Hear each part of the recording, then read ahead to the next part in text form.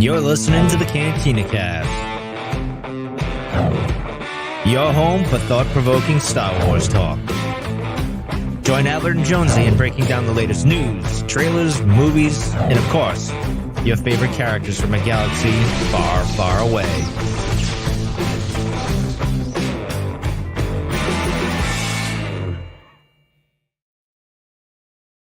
Hello, everyone. Welcome to the Cantina Cast. My name is Albert Padilla, and this is episode 452, our breakdown of episode 7 of the Andor series, an episode titled Announcement. And so we've been talking about this episode even back before the series had started, because we noted that this particular episode had a different writer and a different director. Usually that signifies some kind of a bigger moment episode or a changing, significant change in the theme or the storyline, that sort of thing. This was later confirmed by Tony Gilroy. I think he said that this episode was going to be the setup of a new chapter in the series. And so the next arc that we get, the next 3 episodes or so, will kind of all be spun off and stemmed from this one. So we definitely got that. And it was an episode that, wow, I mean, I keep saying this, they feel like they get better and better. But I think overall, in my opinion, quality wise, this was probably the best one. And there's a lot of reasons for that. We're going to get into all that in just a second. And speaking of the best one, hey, Jonesy.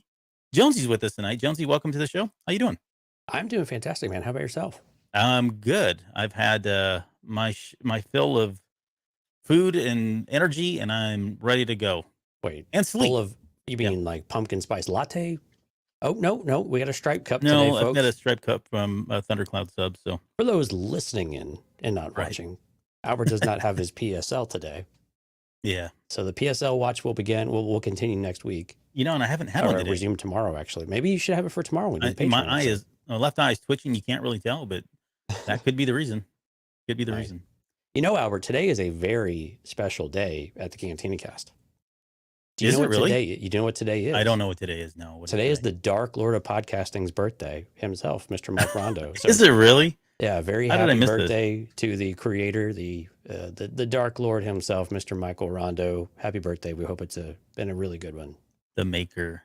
Happy birthday, Mike. Mike's such a good guy. He gets a bad rap from us, but he's a really good guy, and I love him to death. So I'm happy for him. Well, I'm glad he's still around. Yeah. He even responded to my text. Oh wow! I'll have to text him. I buried him, so I apologize for not remembering that. But I'm glad you brought that up.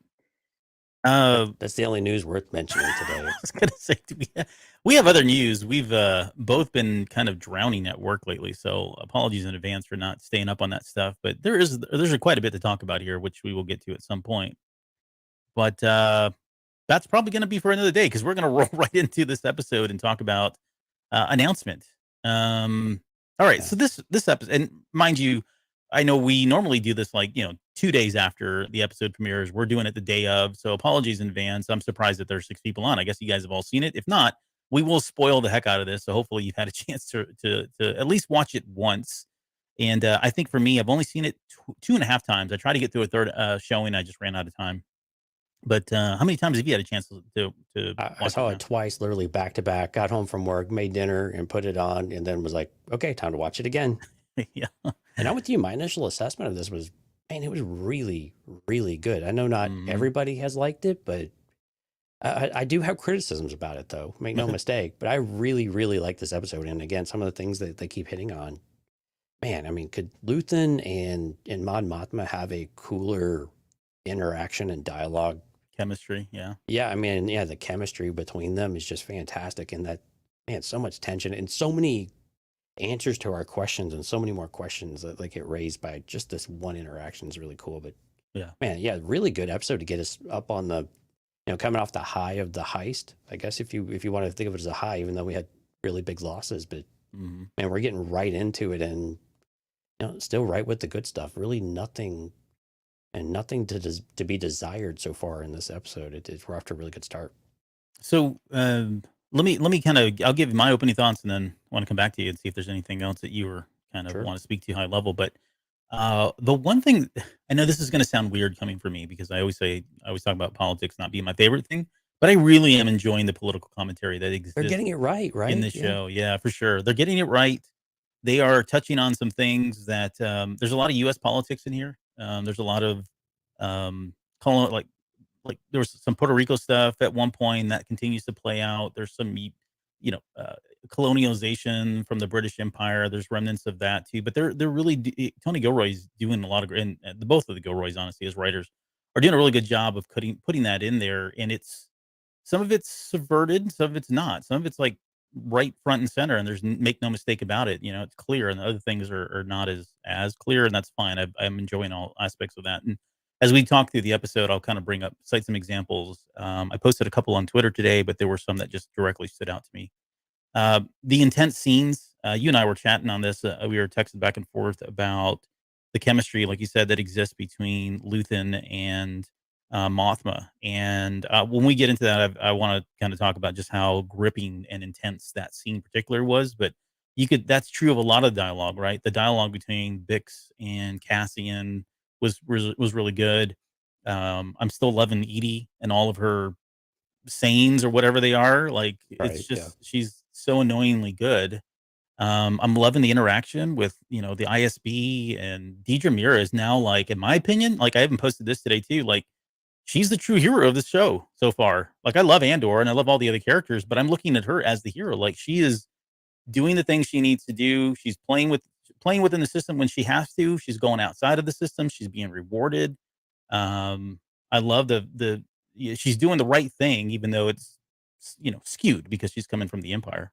Right. She's doing the right thing for the Empire, Right thing for the Empire, not the very right thing true. in general, right? Exactly, yeah. But I do love that. I mean, it's very true to her character, and so I'm like rooting for her now, which I never thought I would. I don't ever normally root for anybody on the Empire side, but I don't know. I love her character, and she's so good at Mhm. what she's doing. The actress too. I don't have her name in front of me right now, but I thought she's been doing. Denise Goff. Yeah. Yeah, she's been killing it on some of the lines.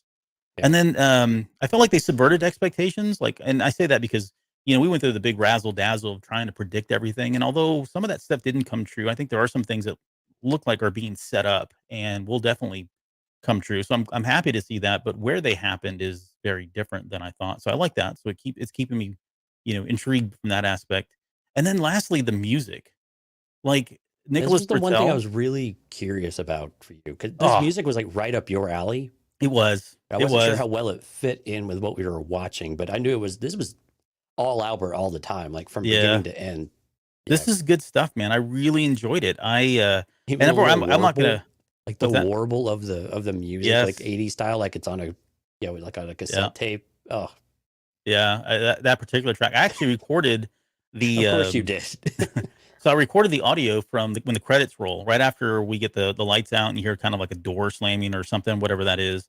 Mhm. It starts into that Miami Vice sounding music that was playing over the course of what was was it Niasa or Nioso, whatever the island is that he's on, or Right, yeah, the the place he's on. vacation planet or whatever. Yeah, it's either, to me it felt like it Looks was like either like Miami. Miami, Cuba, Puerto Rico, some one of those. It felt very similar to that, but the music that's playing, and I've seen somebody just show the intro to Miami Vice because it's panning over the water, and that's similar to how the opening for Miami Vice started. And there's another gentleman on Twitter, and I forget who it is. And I retweeted it, so if you want to go see that, you can see. But he actually took the font and then he put the name of the place, Niosa or whatever it is, Vice, and then rolled that on top, put that over the actual footage with the music. So it looks like the intro to Miami Vice, but just Did you get like a little VHS filter going on it too? no, he didn't go that far, but otherwise the font was like dead on and everything. So it was really good stuff. But the point is, the music I thought was really good in this. Even and that moment, those moments were good too. But if you just listen to watch the credits. But when you're watching the credits and listening to the music at the very end, the whole kind of 6 minutes of the score that they give you is directly lifted from this episode, and it's phenomenal stuff. I don't think we're talking about it enough. Well, we are now. It felt like I was watching Knight Rider, because in Knight Rider, when like Michael Knight was like sneaking around and stuff, and you have that 80s music in the background. Magnum PI was like this. Basically any 80s TV show. Oh man, it just felt like I was watching that the entire time, and I knew you would like it, but I don't know that it fits very well. No, I think it's fair criticism, honestly. Well, It's it's so more that different. Yeah, I think it's more that man, the music in this series is just so all over the place. And Hmm. I'm okay with this really, diverse kind of way of doing it, but that the lack of consistency is it's become a little bit difficult for me now on like when you're on like kind of a vacation type of planet that we Yeah. had a different vibe there. Yeah. Like I'm pretty okay with that, but still Yeah. this That kind of makes sense. 80s synth vibe that was all the way through this episode Yep. was just very different from what we had last week. And it just didn't jive so much. One of the other things I'm not as much of a fan about, I'm just going to get some of the negative stuff out of the way here, was the editing continues to be really, I don't know, jumpy and back and forth for me. And I know we got multiple storylines coming, all around us and they're going to converge at some point. But right Hmm. now it's a lot to kind of jump back and forth between. And sometimes we're not in a certain scene, with Syril very long, and then we jump right out of it, or we go back to, Dedra, but it's really quick, and then we jump out of it. And Yep. so usually when you're in these scenes, usually it's several minutes long, but in some of these, really it's just a couple, and with as many other things are going on, it's just very jarring to, to keep bouncing back and forth. I mean, the editing is really my primary critique, I think, of this episode of just where Yeah. it is. But again, we can see the pieces all coming together and we know where this is going to verge here in just a few episodes. And so, we're getting there, and this is kind of restarting things too. Hmm. So I'm trying to be patient in that regard, but yeah, editing's a little bit weird I for me. can. So I don't, and kind of like you with the music, I don't have a problem with it, but I definitely see where you're coming from. Like there are like, and it's very different. Like even if this wasn't Star Wars, right? Agnostically, the some of the choices that they've made for editing seem almost, I'm not going to say avant-garde, right? That's probably too much. But they are very creatively interesting. Hmm. You know what I mean? Like it's not your, they're not what I would call very traditional cuts or very traditional scenes. Like some of these things, like even as I'm doing the show notes, right? I'm trying to put these show notes together, and like there's one scene where it's like really nothing happens. There's really not a lot to talk about, but it's there, and it just Yeah. kind of, it's a quick peek into what's happening, and then we're back Then we over jump back. to two different stories. So I totally Exactly. get what you're saying. But sometimes they Um, work really well, like the stuff yeah, with I get it. Andor having the flashback, Oh yeah, and that was crazy. while those jump in and Yeah. out, like when I watched it the second time, I was like, okay, that kind of works. Hmm. I'm all right with this. It makes sense why we did it that way. Yeah. But you're right. Some of these others where we just kind of jump right in and jump right out, I don't get. They're almost like pulses, right? Just to kind of keep us, Yeah. keep those characters in the back of our minds. But yet, I don't think they've really done a lot to establish like why we had to see that scene. You know what I mean? Right. And I think some people are out there kind of taking that to a whole new level and saying there's a lot of throwaway and fluff, and this stuff is insignificant. This is not my kind of Star Wars. I don't need to see lawn chair, like beach chairs, and someone was complaining about flip flops today, and that Oh they held gosh. on that scene way too long, and so that because they wanted to show off that people had tank tops on and were in beach wear, and I'm like, no, that's not exactly what they were doing, but I mean, if that's what you're focused on, then yeah, I can see where that's gonna stick out like a sore thumb, but all right, anyway, we'll get Yeah. to that too here in a little bit. And that's the part where I agree with you and disagree with that perspective that there was throwaway material in here. I don't view any of it as throwaway because I think we could point to every single one of those scenes. I mean, sure, setting up him running from the cops, from the Mike Rondo shore troopers and stuff. Yeah. It's almost like they knew it was his birthday. Happy birthday, Mike! Here's a bunch of short troopers. Yeah. For those who don't know, short troopers are his favorite. And so, but to have that scene go a little bit longer, I cared. It didn't bother me. It was a little unnecessary for it to be that long, but it didn't bother me at all. But every scene in general, there's something there that's going to come back that we keep referencing, that keeps building and just fleshing out what we're seeing. And I don't view any of this stuff as throwaway, to be honest with you. And I No. think we've said this all along that very rarely now, at least in this series, it seems like there's just true fluff that won't come back and be referenced in some way, even if really, really subtly. Mhm. Yeah, and that's kind of I was trying to, I didn't really make a good strong point for that, but I think at some point when we understand, like, let's just get into Syril, because that's kind of where some of these scenes are, at least for this episode. Can I just say I can't stand this guy. He's just pathetic. I know you're crazy, but go on. I want to know more. I mean, he's just absolutely pathetic. I mean, just looking at him on screen, he's just a mopey, sobby little mess, just gazing out his window. You just expect to have I really thought there was going to be like a close up and just another tear coming down his eye or something, because he's going to have to go on a job interview. He's crying again. Right. And then he's so proud of his tailoring job, his collar. But I mean, but the whole interaction with his mom is just, I was just trying not to laugh, to be honest with you, because Yeah, it is. I mean, it's like he is pathetic, and the fact that he's again relegated to going back and living at home. He's not even trying to get he can't even get a job for himself, is what it sounds like, and because this came up right when did he even try? I don't know. That's a good question. I'm going to assume that he did, but because he has this thing on his record that he probably hasn't been able to get a job, and that's why the only way he was able to get a job was because Uncle Harlow decided to pull some strings, which Uncle Harlow turned out to be nobody, and that's okay. Well, we don't know yet. There's still 5 episodes. Okay, we have time for Uncle Harlow to come back. all right. This is like Snoke all over again. People are just waiting, like, who is he? Who is he? Maybe Uncle Harlow is Snoke. maybe he is. Wouldn't that be something? Gosh, that would be hilarious. No, so but yeah, I mean, his life is wait, hold on. Yeah. If it ended up being Snoke, would that mean I would have been right? By saying it was Palpatine? Yes. Yeah. But technicality, but yes, you would have been right. Yep. We would ask the judges. Okay, we are going to count that. Yeah, they would have certainly agreed with that. All right, there's hope. But yeah, he's kind of sitting there, and again, his life is pathetic. I think he's well aware, like he's super conscious of the fact that his life is pathetic.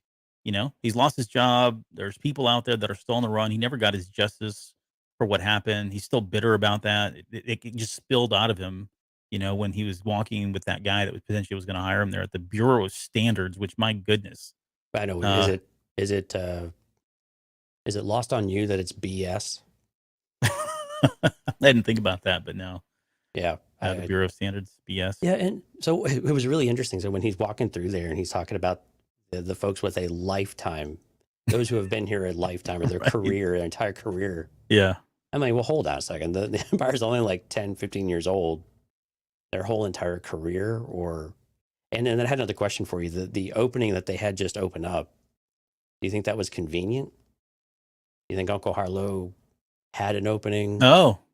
Like created?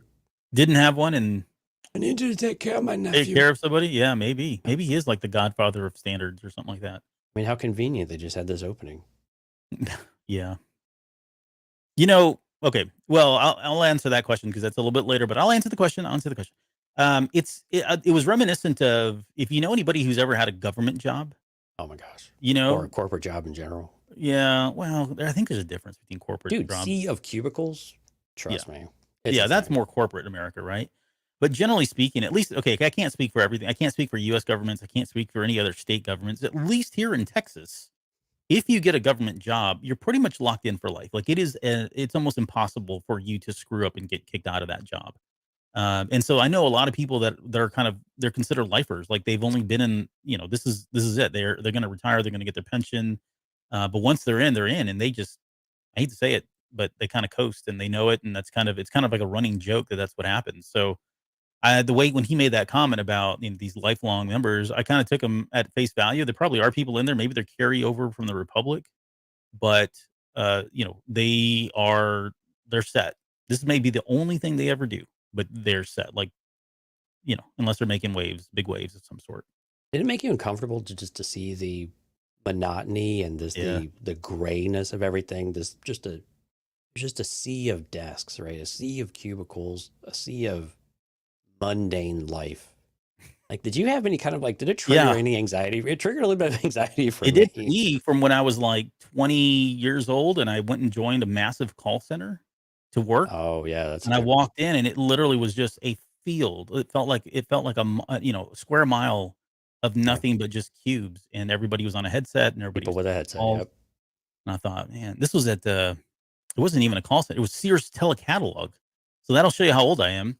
This is before Wow. the internet, and so the only You way you had could to get call in your you orders. had to call in your order off the magazine and pick the things you wanted off the magazine. So it was a telecatalog center. One of my But first jobs was yes, actually a lot more fun than that. Mine was a call center for Otis Spunkmeyer. That's where I would take the orders cookies. for cookies and muffins, fine Oh, muffins. wow. Yes, Okay, they were this quite turned into a delicious, by the Patreon way. episode. Now you learned something about us. Yeah. All right, back to another. Yeah, back. Well, I think it's all in it's fair game because this is exactly what Cyril's looking at. This is what he's up against when he goes into that. So, what Um, do you think? I know we're kind of jumping, but I maybe just kind of focus on his we story can here. just wrap his story up, honestly. I mean, yeah, because we Beginning to got through end. like 90% of it. Yeah. Because it's that pathetic. But what did you think about him still feeling just compelled to lay it all out there for the interviewer of saying, yes, here's what happened, and just his spiel. I mean, it's been really consistent, right? Coworkers, Mm-hmm. colleague. These are people. We just want to Two men uphold the dead. law. Two men dead. If we don't have this, we have nothing. Type of type of thoughts. Do you think the interviewer actually cared No. about any of that, or because I mean, he was let's because he wants to expunge his record, right? Well, Right. today's that first day. Here's your seat. Have a chair. Or he was just like, oh, no, let's just move this along, sit down and start working. Yeah. So I think he's kind of going through a couple things. Number one, I feel like this has probably been all his life, right? His life has probably been very similar to what he's going through now, living in hell with mom, getting these weird jobs, never really having anything, and then he finally has a big break, at the security bureau, and the one moment when there was something that meant something to him, right? He finally had purpose in his position, probably had purpose in his life, and all of that got swept away. And so he wants that back, and he wants it bad. I think that's kind of why they're setting this up, right? You got to think about as for all these scenes that they're setting up with this mundane, very boring things are going to have to change drastically for him. They don't have to, but usually in storytelling, they're setting that up, right? I mean, how sustainable is a show where all we do is just get the inside of this character and he's just living this pathetic life like this and nothing ever changes? To me, it feels like they're setting this up for some kind of a drastic change, which would be Oh, somebody like, he better be massive. Like he better pull out a lightsaber at this point. well, I don't know if he's going to go that far, but I think they're setting him up to be part of, I still feel like they're going to set him up to be part of the Empire. And I think we had theorized that he would continue on into season 2 and he becomes, much like Dedra, I think he and, is it Mosk? I Mhm. think all three of them become, the anti Cassian Andors. I think they're the ones that are really sticking it to them. So I'd love to see that. I'd love to see that character evolve into something like that, where because again, he's got all of the skills, the abilities, everything that makes up a very good imperialist, right? Somebody that's part of the Empire, an officer of sorts. He's got it all. He Yeah, just true is not believer. fitting in with this current setup in his current life. Just it's not working for him. Right. So I think that's part of it. Number one, as far as where he is, and then number two, he's probably because he's trying to get all these interviews. I think it was more about, look, please don't do this to me. Please don't say no. He's probably been turned down for other job interviews because of this thing, and I don't think this guy really cares. Though at the end of the day, I think this boss needs a warm body. It doesn't sound like a very demanding job, right? He's going to sit there and tap away and was it quality? What was it? Fuel standards is what he was going to be looking at. The quality of fuel. Yeah, fuel something. I think that's what it was. So super exciting stuff, right? Yeah. So As for I him, sit the here, boss, I think it's just I need a warm body and someone that's got can type and log a right. few hours and be done with Yeah. it. So Hey, the work-life balance is good. yeah, I bet I heard they have good benefits too. So um so going back to his apartment, let's go back to the first scene real quick, and we'll wrap up everything in there because it really, from that, to jump ahead, I mean, the only other thing we have is him getting the job and it ending on him being just a almost you can't even really see the people, which is I think is part of it. They're so Right. buried in those walls, and then the seats really low, and then they've got the big monitors in front of them. They're almost covered up, so Yeah. they might as well not be people. All wearing the exact All same wearing the same suits. stuff. Yeah, just Yeah. super homogenous kind of thing. But going, I think the more interesting parts were at the very beginning, where he's talking to his mom. Oh, did you see the? We didn't bring this up in the last episode, but the action figures that he's got, the clone trooper action figures on his desk there. No. Yeah, he's got like 3 of them. So Oh, they what? showed up in the last episode, and they were in one frame very shortly. But on this one, you can kind of see them, and he's posed. Well, I don't know if he's posed them recently, but it looks like this was, of course, his bedroom when he was a kid, and he had those toys in there. But they're definitely clone troopers that are up on his desk up there. Oh, So I thought that was cool. cool. I mean, it shows he's interested or sees the Empire favorably. What do you think about the TV in the background? That's how we start getting this learning of what was going on. Yeah, Eldon. no, I thought that was really great. Where was it? I was trying to think of the reports. Oh, yeah. So that that report itself was very interesting. Like, I don't know. I think I wrote it down here.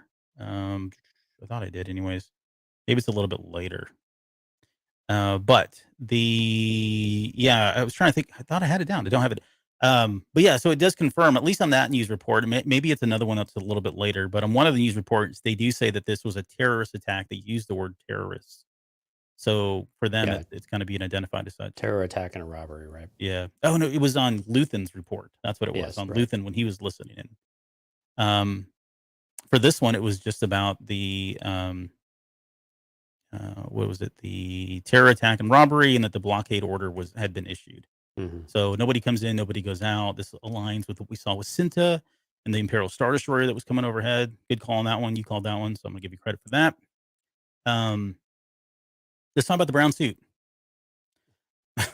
Because so here's the thing. When I said some of this stuff is like the political commentary and it's like so subdued and you don't really see it. So back in 2014, just quickly, I won't make a big deal about this, but back in 2014, President Obama went out to a press conference and he wore a brown suit. And it was I shouldn't say all the media, but it was enough that it was being cross carried by every media group out there. But everybody was making a big deal. Not everybody, but I think the people that were the people that challenged him at the time, right? I won't say it's any one particular group, but anybody that really challenged him, had a problem with him, felt like that was just saying a lot about the president and what that meant, that he wore a brown suit of all things. And what is it? And it was just like, it was like Edie's comments, right? I mean, it was the same kind of speech, the same kind of rhetoric that was coming out from certain people about his suit. And I have to think that is intentional, that it was that he wore a brown suit. Syril's got a brown suit. His mom's calling him out for that, saying, look, I can't make it on my own on what I stand for. So there I have to stand out by putting a different color suit on and raising the collar up. Right. I mean, just Right. I mean, it's just it's gutting at times, but I mean, it is pathetic that he has to live with that. But I just love the fact he was just like, it's a brown suit.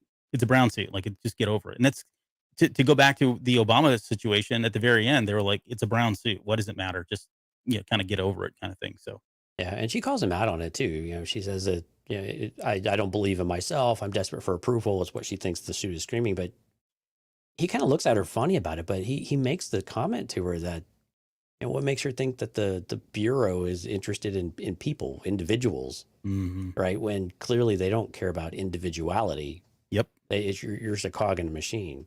Yeah, and so she's not wrong, and I think he knows that. But again, I think he's okay with being a cog in the machine if he believes in the machine and he feels like he's making a difference, but he knows that there's a wrong that needs to be righted, and this isn't going to do it. But yeah, there's something weirdly, like, I really enjoy the level of conviction that she has in her words. Like, she really believes in all these things. And if you think about it, I mean, I don't agree with it, but I don't think she's said anything that you couldn't say was right. I think it's a little overblown and, a little melodramatic at times, but there's something weirdly, like, admirable about the conviction that she has. She says everything says something, Syril, right? Right. And which I thought was kind of proof of that. I got to be honest, she just kind of reminds me of kind of a lot of stereotypical parents of, well, I just want what's best for my kids, and I just want them to have a good job, and I just want them to be taken care of and go have a family. And so overbearing. If you don't check the boxes, they have a problem with it, right? Mm-hmm. And it just kind of feels like that's where it is. And if you step out of bounds on that line, within that narrow path, you draw the ire, and then it's like the Greek family type of thing where they just criticize you all the time. Yeah. All right. Well, let's move to the and that's pretty much it. I mean, that's all we got from Syril. Very, very short, sweet. It looks like he's not going anywhere, but again, typically with these types of things, life is going to change and he's going to get skyrocketed and things will be a lot different, right? If they kind of follow along. Now, can we talk the ISB now? Yeah, I think in the whole Please. in the notes I have holy F, it's Wolf Yularen, Yeah, which I was not. what do you think about this take on Yularen? So I don't view it yeah. as. Do we think it's the? I mean, does it feel like the same character that we've known from Clone Wars, or that's not fair? We're way too far removed. He's an officer through and through, so we shouldn't be surprised he's in this position. Okay. So my take on Yularen is it does feel a little disconnected, a little disjointed coming from where he was in Rebels. Because in Rebels, I mean, we look at him in a favorable light, okay? And I think it's one thing to say, oh, well, he's an officer through and through, right? He's gonna good soldiers follow orders kind of thing, right? Not to coin a phrase from Star Wars, but good soldiers follow orders. But the problem was the way this particular actor came across, it was too sinister. It was almost too like, I don't know what the word is. It was basically like the enforcer and the I don't know, the deliverer of the Emperor's justice, like verbally, right? Yeah. Yeah. He even like, name drops him. Yeah. I was talking to the Emperor just yesterday kind of thing. Yeah. Called me up last night in the middle of the night because I got the bat phone next to me. Right. Kind of how it felt. The Palp phone is what they call phone. it. That's right. So What's up, yeah. Uncle Uncle Palpy. Uncle Harlow. So that does feel a little jarring. And then when you fast forward to like, even when he was in Rebels, he still never really came across as kind of like the same type of character, right? Right. A little bit more subdued. And that to me felt more of a natural transition of, okay, he's still with them. I mean, he's loyal to the Empire, right or wrong he is, right. because we know he existed all the way through that, right? So he was fine with the regimen change, but so here's where I felt like I got comfortable with the idea, even though I still don't agree with it, I guess. The audience, for the most part, is not going to know who the heck Wolf Yularen is, right? They've never watched Clone Wars. They've never seen Rebels. And so they needed a way to come in and establish that this guy was bigger than Patagraz, or was it Patagraz is his name? Patagraz, yeah. Yeah. That he was bigger than him. Wait, did they even name drop that this was Yularen? No, it was in the subtitles. Just in the subtitles, right? Yeah. Okay, so for the most people, they still don't know who this actually was. Yep. So, but they had to like come across as like, okay, he's in power and he is the voice of the Emperor, right? He is the right-hand man, at least as it relates to the ISB. Like he is the one in direct contact. He's the guy that's pushing down these orders. So I felt like they were trying to establish him as a particular character type that may be different, slightly different than he was from Clone Wars, because they needed to kind of establish that without giving you the history or giving you any context as to who he was. And I think that was probably effective. I think people got the message when Patagraz was like sitting down and he's listening in like everybody else. I mean, and just the way he delivered the lines was, again, felt out of character for Yularen. But I guess I don't really have a big problem with it. I just wonder if he's going to come back and how much more presence he's going to have, because then it is going to feel like it maybe a little too much, too quick. But what did you think? Yeah, I probably thought a lot of the same way. I won't belabor any of it. It was just because, again, character not named, it's difficult to go into a whole lot of detail on it. And he was really just delivering the message. Mm-hmm. And again, with the audience, you have to show strength. I mean, and they are going to show that they have a no nonsense, zero tolerance policy. And it was basically just an excuse to just show how brutal the Empire truly. Look, we could be a lot worse type of mentality of things. And of course, some of the language that was used, I think, in the speech was always really cool to go back and reference A New Hope as well with Leia, because it seemed to have a very direct correlation, right? And their resistance is going to determine how, or the only decision we really have to make is how tightly we're going to close our fist around the basically the galaxy. Mm-hmm. And so, which lines up with Leia's line. Sorry. Exactly. Yeah. The more you tighten your grip, the more star systems will slip through your fingers. And of course, she's talking to Tarkin at the time, but still, it rings just such a great callback to it and great alignment there. But the speech in general was really interesting though, because the whole they think they caught us by surprise, but we know better. Do you? I mean, it no. like it was more just pomp than anything else. Of building up the ranks because clearly they've been ignoring it, and this is why Dedra Meero's had such a hard time making those connections, because other people with their arrogance and everything else just keep getting in the way of actually truly doing this. And they're all sitting there talking about their their quotas, our imprisonment quota on on the hyperspace lanes for Mortar Mantel and all of that. And when those have zero bearing on what's actually going on in the galaxy, that's actually a huge threat. So, but it was really interesting, just the amount of the severe penalties that Palpatine wants to put on everybody, with just the express intent of saying, well, if you act out of line, then what we lost there, we're going to levy on your society. We're just going to crush your society as a result. And my thought is Palpatine just this arrogant that he thinks that kind of thing works? Yes. Because Meero's response to all of this, where, her attendant saying, you don't agree with this.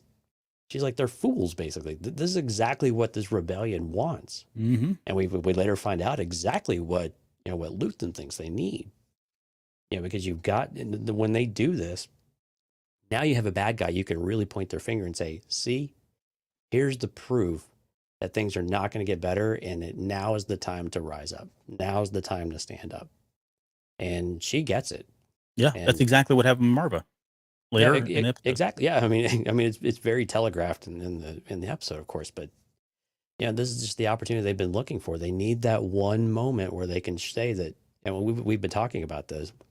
The rebellion has to show that they are actually capable of being organized, that there is an organization, and that they can actually make a difference, and they can actually pull something off to where other people are then empowered, and they're more easily identifiable to the rebellion.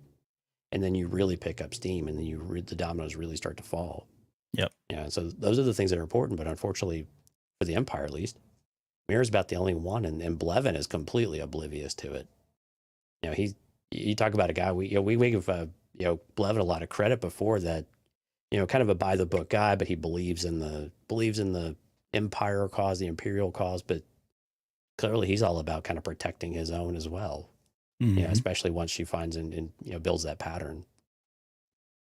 Yeah, so all of this, we've cited so many examples over the years of Palpatine's arrogance, and Luke calls this out, right? What was his greatest weakness, or is his arrogance, right? His overconfidence at times, right. And this is just an extension of that. They are. Well, I want to get into some of the response measures here in a second and kind of break these down, but this is exactly what they need. This is, and this is, they don't have the privy of understanding how our culture works or whatever, but there are so many examples of where these types of things happen and rebellions start, right? In real life, rebellions start because of this stuff. And we'll get into some of that in tomorrow's show about rebellions and manifestos and all of that. But all of the conditions were right. They just needed a catalyst moment, a catalytic moment. They needed an announcement of sorts, right? Not to coin the title. And this is what Meero sees. She said it is an announcement. That's exactly what they're doing. They're telegraphing that this is now something more than it was. Before, it was probably not even Mothma keeps talking about how she's an irritation, and that she's going to continue to be an irritation. But this is now fermenting into something more, right? Pockets are fermenting. It's evolving, and she's acknowledging that. And we'll see who else gets on board. It's going to be the ISB right now. They seem to be kind of a one body, one mind mentality, and they've got a lot of bureaucracy, a lot of red tape that's setting them up, and honestly just blinding them to what's going on. And she's able to see through this, and I think she's got Pendergrass's ear now, at least, and eyes in some ways. And so I think he's starting to see, okay, maybe she has a point here. And things need to change, right? And I don't want not to jump into that scene. I do want to break that scene down a lot too, because there's some really interesting stuff that's said in that. But yeah, so, I'm sorry. David Lozano's kind of saying the same thing right now. The Aldhani Heist incident is a catalyst to ignite the formal rebellion, it seems now. And that's exactly right. It's inspiring people. They've now given people a reason to hope, which is what that whole most rebellions are built on, but particularly this one, hope is, we know that to be, reminiscent of a lot of things in Star Wars, particularly Leia, who leads the rebellion a little bit later, but they've given people hope, like Marva, So I want to let's talk about the responses, because otherwise we're going to be here all night. What's that? Let's get into some of the response measures, because I think otherwise we'll be here all night. Yeah, So the tribute tax being 5 times the amount stolen on Donnie for any sector harboring partisan activity. So I thought it was interesting the word partisan was used because that we know that means something very specific in Star Wars. But it That wasn't capitalized though. and it wasn't capitalized, but it is in that same vein. But You again, know, no it's an one. excuse. But again, it's an excuse just to find anybody they're even suspicious of. So they can do whatever they want if they're even suspicious of it. Yeah, yeah, that's the what was it? The pord that comes up a little bit later. Mm-hmm. Yeah, poured. I like that they had to, you know, give us the acronym. and then they called it out anyway. All right, I'm gonna ignore that part. Right. The use of any local custom, festival, or tradition as cover for rebel activity will trigger permanent revocation of imperial tolerance. No one steals for the Empire. When he said those two things, all I could think about was that Ewok jumping on the speeder bike in Return of the Jedi and taking off because he definitely broke both of those. The ISB has full access to the Army and naval resources now. And then the emergency Senate session to free their hands of all matters such as surveillance, search, and seizure. Okay, so again, and I won't get into all this because trust me, I can go on forever, but this is the Patriot Act. This is the Patriot Act of 2001. When 9/11 happened, the U.S. enabled something. For anybody that's not familiar with U.S. politics, we enacted the Patriot Act, which basically allowed expanded surveillance of abilities of law enforcement, including tapping domestic and international phones, easier intra-agency communication to allow federal agencies to more effectively use all available resources in counterterrorism efforts, and increased penalties for terrorism crimes and expanded list of activities which would qualify for terrorism charges. It's almost exactly what he said, just worded very differently. The other one that happened, and it wasn't. There were a number of provisions that were part of the Patriot Act, but one of the other provisions was this extended detention of immigrants or detainees or just anybody in general. And we saw it like it was kind of like, we're going to keep you indefinitely, or we're going to slam a huge amount of time on you because we need to figure this out or we just don't trust you. Flash forward to the very end of this episode, and that judge says normally this used to be a 5-month sentence, and now it's a 5-year sentence. So again, it's just that those political undertones he's aligning, that the Gilroys are aligning with. And I don't know if it was Gilroy who wrote this. Who was it in this one here? This was Stephen Schiff. Yeah. Directed by Benjamin Karen. But yeah, I mean, he's directly pulling from the Patriot Act of 2001, which makes sense, right? I mean, it's the same thing. They had a terrorist attack. It scared the crap out of them. They're trying to squash this. They don't want to. I mean, and don't get me wrong. I mean, things are very different. I get that there's a lot of differences here, but in terms of the reaction and how they're going about it, very similar. So I did appreciate that. What are your thoughts? Anything on that one? But no, I think you pretty much detailed that one pretty well. Okay. Let's see. So let's talk about quickly the public order resenting directive or PORD. Any criminal act with even indirect effect on the Empire will henceforth be branded a Class 1 offense. And Class 1 offenses have been used before. I forget where. They're canon, but it's like a criminal, like a federal felony here in the U.S. Right? It's the highest that you can have. Right, but it's key with even indirect effect on the Empire. So again, if it's someone that you're even roughly affiliated with, if you had any kind of anything they could draw not even a dotted line, but just a sketchy line or draw their own, you could be basically indicted and, go to jail for a Class 1 offense. Yep. And this rears its ugly head later. This is why they were able to detain Cassian Andor, and this is why they charged him, because he was guilty by association, even if that association was the sketchy line that you mentioned. Exactly. And now they've also got the right to be able to go back and look. They're going to go reevaluate all of the existing sentences to see if they're sufficient, right? Well, maybe we haven't done enough digging, so we're going to retain you even longer, and you're going to pay even a harsher penalty than what you originally had because we were probably too kind to you, right? To allow these types of behaviors to think that was okay. Yeah. In the episode tomorrow, briefly, I did want to talk about. There's been a long running joke of the Empire did nothing wrong. The rebels and Luke was really a terrorist and they were the wrong people, that kind of thing. I get we've always joked about that, but when this stuff starts to happen like this, we can clearly see that that's not the case. These guys are not at all good. And the fact that what was really interesting for me, I think, for all of this, and I meant to say this in the opening as well, But up until now, it further gives us evidence. Like we've been talking about Palpatine, even all the way up until Palpatine, even in the Kenobi series, right? We were questioning why is he allowed the Senate to be around so long? How come he hasn't just gone and blown up Alderaan? Which, spoiler alert. Yeah. But you can see, like, even far back as now, he has the Senate still around. He's still trying to work within the guidelines. But it's just been the slow grip. I forget who is it a little bit later says it. I think Luthen says, the Empire has been choking us out and we can't even tell anymore. But they've been just slowly methodically taking things away from them. But this level of oppression they didn't have this until this moment. Like up until now, it was pretty much, even with, as many years as it's been since Order 66. I mean, you kind of could still go live your life. It wasn't really the oppressive, strong grip of the Empire. But this is the moment that changed everything for a lot of people, and this is what brought out, the Phoenix Force, the Phoenix Squad, the Right. Rebels, right? And then of course Cassian Andor, Jyn Erso, Galen Erso, all these folks, and Saul Guerrero, all these guys were certainly galvanized at this moment. Everything completely changed in this kind of at this point.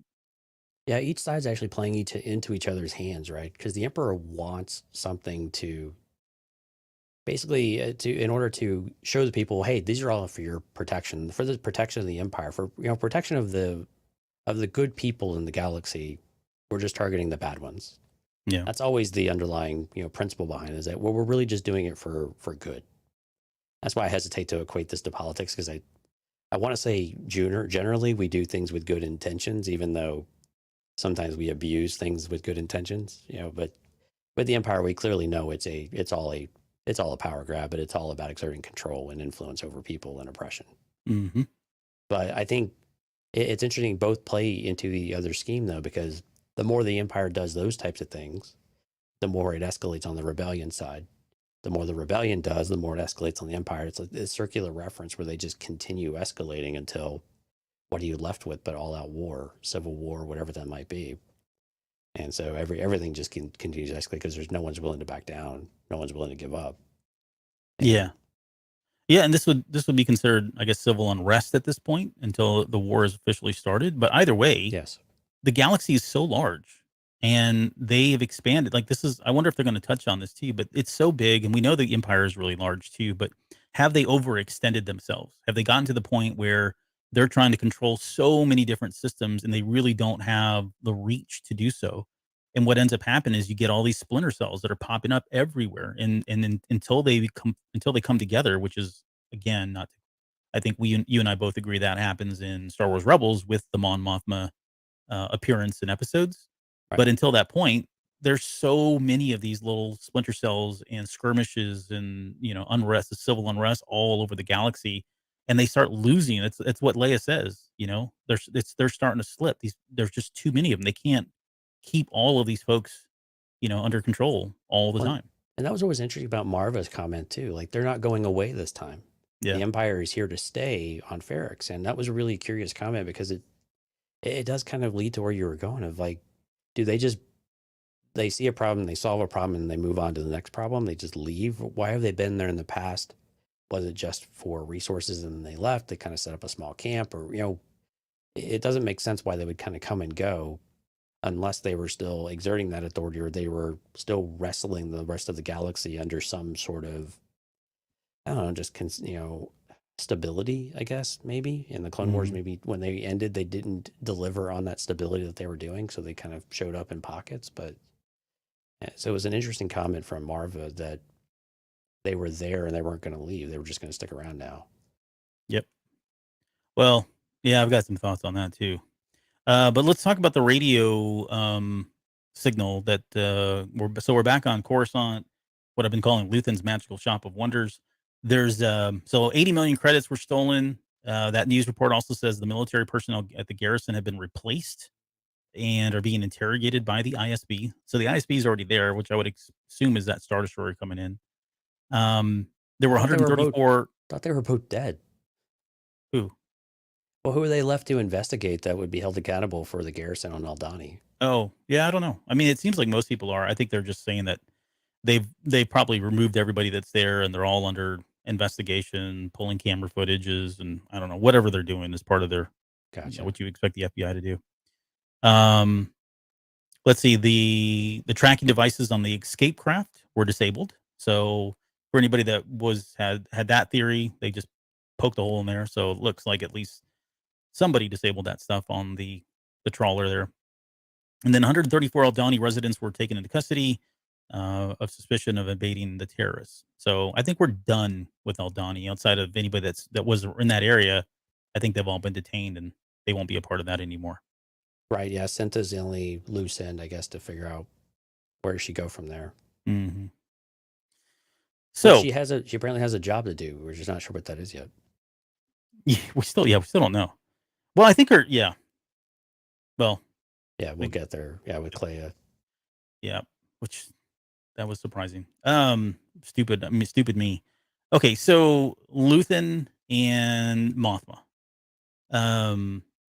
Great stuff. The dialogue here is just, I mean, everything that they say is amazing. It's very intriguing. It's like you just wait on every breath, every word they say, the way they constantly change the tone, their emotions changing. You've got Luthen with this whole front, and she's really good at it too. Later on, she's doing this whole thing about, telling like Tay to smile, right? To kind of keep that front going. They're very good at this. But man, it's so good to listen to these guys talk. And this was so like, it was, there was a lot of emotion being thrown, and it did kind of bubble up and surface, at least on both parts. I think Luthen's was much more aggressive than Mothma's. Mothma's was more sharp in terms of her tone, Right. but you could tell that they were yelling by not yelling, right? They were not happy. They were not on the same page, number one, and weren't happy. But what did you think overall? Like, we'll get into some of the details here, but what did you think about this particular scene? I thought it was fantastic. I mean, the thing that really struck me was almost how naive Mon Mothma came across in all of this. And I think as we get into some of the dialogue, Luthen is he's almost beside himself. Like, what do you think was going to happen? Like, where did you think all this was going to lead? And so, but to hear the conviction in her voice that she's so worried about the escalation of all of this. But man, but that you're right, the tension between them, clearly the joy on his face that she came in a surprise visit just means that it struck the right chord, that this was success in Luthen's mind. And all of this is happening. Couldn't be happening better. This all worked out really, really well. Yeah.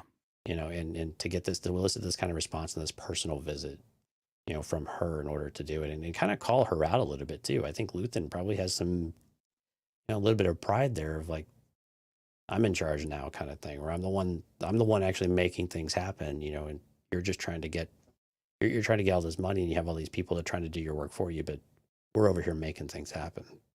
I thought this was fantastic. I mean, this was probably there were a lot of good moments in the episode, but this is probably my favorite though. Just the intensity of the scene and the uncomfortableness of it, the discomfort that the interaction between them have clearly, Luthen, we associate him now with probably a bit more on the Saw Gerrera side of things, right? Oh, absolutely. Whereas we thought he'd be more in the middle, maybe playing the middle ground at one point. Mm-hmm.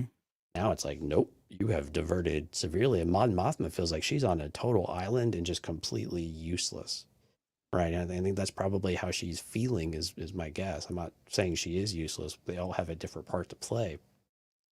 It almost feels like she feels like she's relegated to the sideline of just funding everything for them and not how she wants to do it. And she's very worried about the repercussions of what they're going to be. But again, Luthen's like, look, what do you think was going to happen?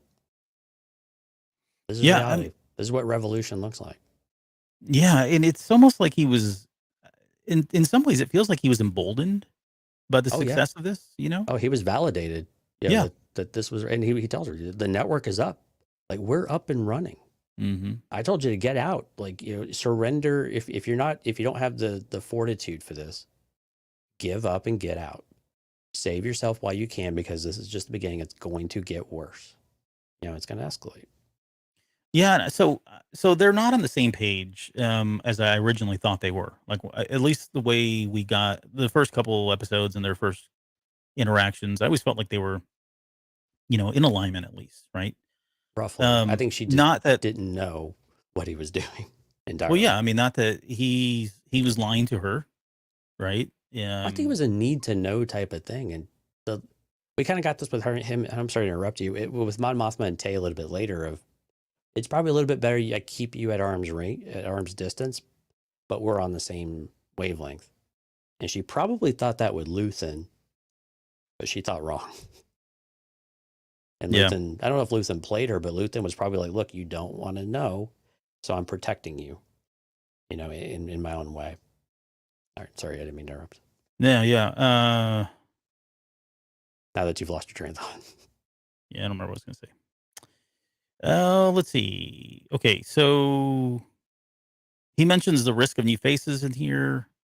But he did the same thing. The savior, yeah, and again, the savior, like he references basically Tay, right? I think it's Tay is what he's talking about, right? Because he says bringing in a savior to access your family funds, which that he aligns knows with what she asked. Tay Yeah, to and do. he knows her go-to move. He knows where the money's coming from, and he's smart. He put two and two together about where it's all coming from. So what's her next move? And he feels like he's already got things figured out. I think what's the thing that I've been mulling over, and I don't think I have it's been less than 24 hours. I don't think I have a good answer yet, but I just don't know where Mothma is. I've got some ideas, but I don't know where Mothma was coming from. Like, I think in some ways, Luthen is right. Like, what did you expect? Right. And I would ask the same question. Like, what did she expect? What was she trying to do? It almost feels like she was still trying to work within the system to some extent. Right. And as long as nobody got killed, then I think she was fine with it. And I think that aligns with Mothma. I mean, like, even when she's talking about the Bothan spies, right? She's got this like level of empathy and sympathy about her when she's talking about it. And so for her, they're really, as much as she hates all this, and she probably by that point, at least by Return of the Jedi, she's well aware that people are going to die, right? Sure. But this is still very new to her right now. What is it she says? She says that you're putting innocent lives at risk. He's like, oh yeah, that's exactly what's going to happen. Well, if you think about it, think about the back to Obi-Wan Kenobi series. What were they doing at that moment? They were basically Underground Railroad. And so when she thinks of setting up cells and things like that, and more of these like rescue pads and these ability to set up safe haven for people, I mean, and maybe able to defend themselves, I think, but did she really think it to that next level of where they would actually go on the offensive and be responsible for killing people rather than killing in defense? Mm-hmm. And so I was thinking more about that, about how the Kenobi series went and where they were at in that viewing, if that's how she viewed this rebellion more in more of a naive type of fashion than she maybe thought enough forward of how Luthen and Saw Gerrera views it. She's her concern about Palpatine as well. Like, now he's not going to hesitate now, right? He's going to execute on, no pun intended, he's going to execute on a number of things that he's probably been threatening or she's heard rumblings of, right? So this whole act that they've now set up, this Pord thing, I mean, that wasn't just out of nowhere. It's probably been sitting in the wings, waiting, being, used as a threat to the Senate for not adhering to certain things whenever Palpatine or his government officials wanted something. And another tie to 2001, emergency powers, right? Mm-hmm. Emergency authorization. Yeah. We got this with the Clone Wars as well, right? So just an extension of those and continuing to extend his power and influence. Yep. But for Luthen, again, this is where I feel like, okay, so seems to be more aligned with Saw Gerrera now. Again, probably because he's been emboldened by his actions and he feels confident they were able to pull this off. Plus, I mean, I don't know how far 80 million goes for what they need. 80 million credits is a lot of credits in Star Wars. So it does sound like they've got a few more months here of funding going on. But he says that we need it. We need the fear. We need them to overreact, right? Part of that is because, like we talked about earlier, it's going to create more of these groups that are going to start standing up against them, right? The oppression is going to start elevating people, emboldening people to step up and take a stand against them. And that he wants that. I mean, it's a revolution that he wants. He's not going to get a revolution unless these types of things happen. Luthen needs fighters. Mm-hmm. And this is what is going to elicit the fighters to come out from the woodworks. They need soldiers. Yep. Effectively. Yep. But it was really harsh, though. People will suffer. That's the plan. I mean, you could just see the horror on her face that we are willfully going to do, we are going to intentionally make people suffer in a variety of ways because of our actions in the name of progress. That's a difficult burden to bear. Yeah, it is. In his, like, he kind of spills some truth there at the very end, whether or not, well, it will be interesting to see how Mothma reacts to this. But, him saying that there are no more rules, surrender your consciousness is essentially what he tells her to do. These are the things that you would expect from somebody like a Saw Gerrera, right? I mean, if he's saying surrender your consciousness, you're almost very coyly slyly saying, Her conscience, right? Yep. yeah. So yeah, surrender your conscience. Exactly. But I'm saying it's almost like surrender surrender some morality at some point too. You're Your just going to have to soul. accept that this stuff is going to happen. These are casualties of war. It's kind of like, I don't know if they're setting this up a little bit later with the Saw Gerrera. He said, let's call it what it is. He goes, let's just call it war. And we've beat that drum to death already about the casualties of war and that sort of thing. So it's basically what he's saying. But yeah, when she leaves though, and this is where I want to kind of get your thoughts. Yeah. When she walks out and we get Clea saying, hope she's worth it. Do you think where's Clea in all this? Like, or Clea, I guess. I don't understand her role now. Like, at first, I thought she was just kind of an assistant. I have some doubts that we'll get into here in a little bit with Vel, whether or not is she kind of doing her own thing? Is she kind of making decisions? Because the entire time this scene's going on, they keep cutting over to Clea. And Clea's listening in. If you look at her body language, she almost seems annoyed with what's happening with Mothma. Like, she doesn't really, I don't know. She just seems like it's not aligning with her. Like, you can almost sense that she wants to kind of do her own thing, which I think she might be doing later when she goes to talk to Vel. Maybe. I think it still seems like she's aligned with Luthen's objectives, and they might have a bit of varying opinion, but I think they're both on the same path. Now, I don't think she particularly cares for Mon Mothma. It almost I'm with you. I think with her comment at the very end, and we don't even have an idea yet of how ruthless Clea is, because how we didn't recognize her just because her hair was down with a hoodie, I don't even know. Yeah. But I thought, as soon as I saw it, I was like, oh my God, I'm so stupid. And I started about thinking all the things. I have no idea who this lady is. I'm like, well, geez, we've been looking at her for several episodes. How do you not know, idiot? But anyway, but we didn't know her ruthlessness until that moment. We started getting a small little inkling about it. Mm-hmm. And that she's looking at Mon Mothma. And I think this is kind of where I was saying before, where Mon Mothma was on this island of almost uselessness. And I think that's really a perspective that Clea might actually have of her, where she's not understanding what value she brings. She can't get to her money. She's becoming a liability and a risk. And that risk is growing now because it seems like she's getting desperate and sloppy and wanting to bring other people in and expand the circle. And none of these things and she's in the riskiest of environments because she's right in the devil's den in the Imperial Senate, right? So why? Yeah, but Luthen still sees something in that relationship or in her usefulness in order to keep her around. But I do see that a little bit of that being a dissension there between Luthen and Clea, though, of do they agree on the value that Mon Mothma might bring? Because it seems like it was all purely, financial. And now that that's been more difficult, is it worth keeping her around to keep doing this? And I didn't realize how severe that last question I just asked would actually be until we get her meeting up with Vel. Yeah. Which caught me off guard. Yeah. Yeah. Let's transition to that. In between this, the only couple things that happen are some of the scenes with the Bureau of Standards. There is the Felzonis guy who works over at the ISB. She pretty much Dedra charges him to pull anything that's been stolen ever from any of the systems in the last whatever amount of time and have that on her desk by, whatever morning. And this is all kind of how much time do you think is actually that happens a little bit later. Do you think he did that overnight? Because that's a lot of data for her to even just to get it. And then for her to sift through and actually build a case.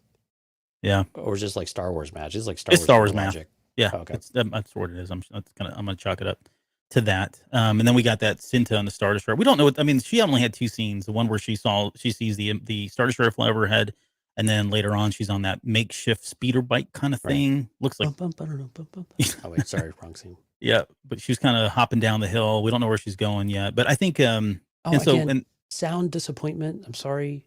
The disappointment of the Star Destroyer going overhead, it didn't rumble my soul of it I going didn't catch by. that. You were didn't. wanting the intro to, or you were wanting like the opening to episode 4 kind of thing. I just want it to be this, like when it goes overhead, you want it to, like you see the shadow, like they get the visuals, really nice. But the audio, the sound wasn't there to just announce the Empire is there and just to put this dread in you. Anyway, that's just a personal, I don't know. I think it's nice. I'll allow it. I think it just would have been effective. Yeah, no, I'm with you. They should have had some more rumble there. Gene is making a comment about how attractive Mon Mothma is. I do tend to agree. I'm on the Mon Mothma fan club. So. Oh yeah, Genevieve Riley's a very beautiful woman. Yeah, she's rocking it. She is. So yeah, I guess we'll find out more about where Cinta's going. I think in short, because I don't want to spend too much time on that, because they do bring up Cinta a little bit later, but Vel says that she's doing what she was supposed to do. And what I took that to mean is like they're supposed to lay low, go do something. Like this is too soon, and that's why she gets after. And we're going to transition to that scene now because this is the next scene. But she kind of gets after Vel, like, "Hey, it's just as dangerous for you to send us a message as it is for us to send you a message. It all comes back to us." Think is what she's trying to tell her. Pretty much, think. yeah. So she's not doing what she was supposed to. But from Vel's perspective, she's going into this thinking, "Okay, wait a second. We lost 3 people that I felt were probably important to Luthen." And she kind of, she dismisses that here as saying, "Oh, well, I'm the one that hired Terramin, and, he already had his suspicions around what Skeen, right? So really not that kind of a big deal." Yeah, Nemec will be remembered. Feel kind of bad about that one, but, everybody plays their part. Yeah. Yeah, so she's almost kind of downplaying some of this stuff. Well, it's just very cold. I mean, she's just laying truths out there, though, too, I guess, depending on your point of view. But it's harsh. I mean, it is a harsh reality.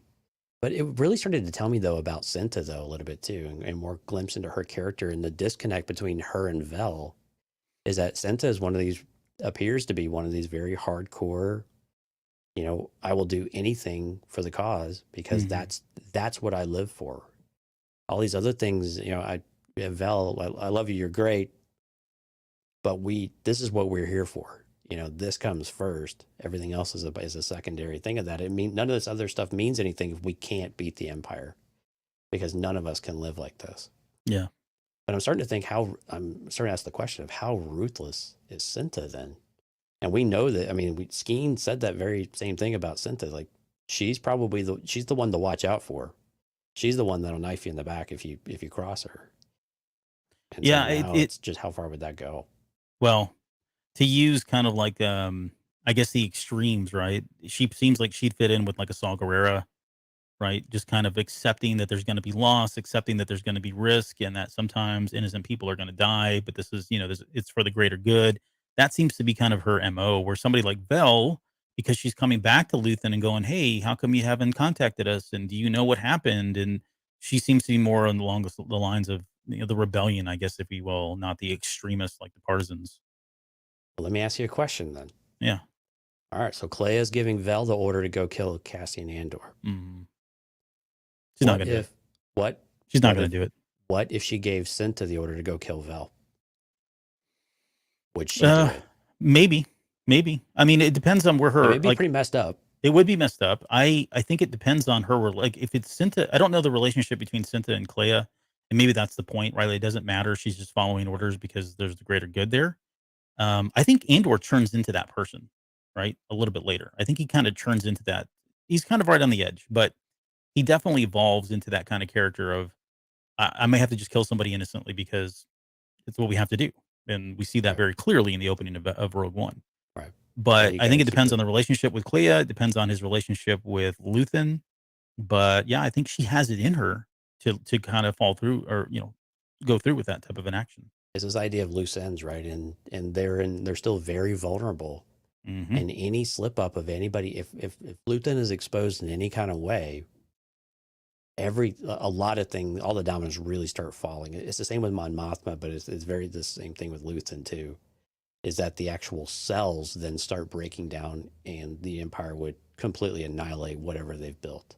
Yeah. It's not just Mon Mothma. It's both of them in their own ways.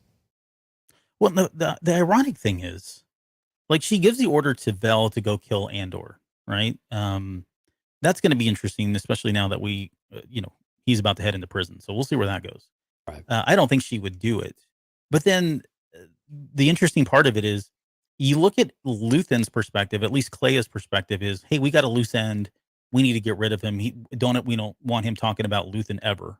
Then you look at Andor, and when he's talking to Bix, he's going to Bix saying, I need to find Luthen because I need to tell him to forget about me. Like, I don't want any association. So neither of them want anything to do with each other. They don't ever want the other person to say their names. Well, hold on, back up.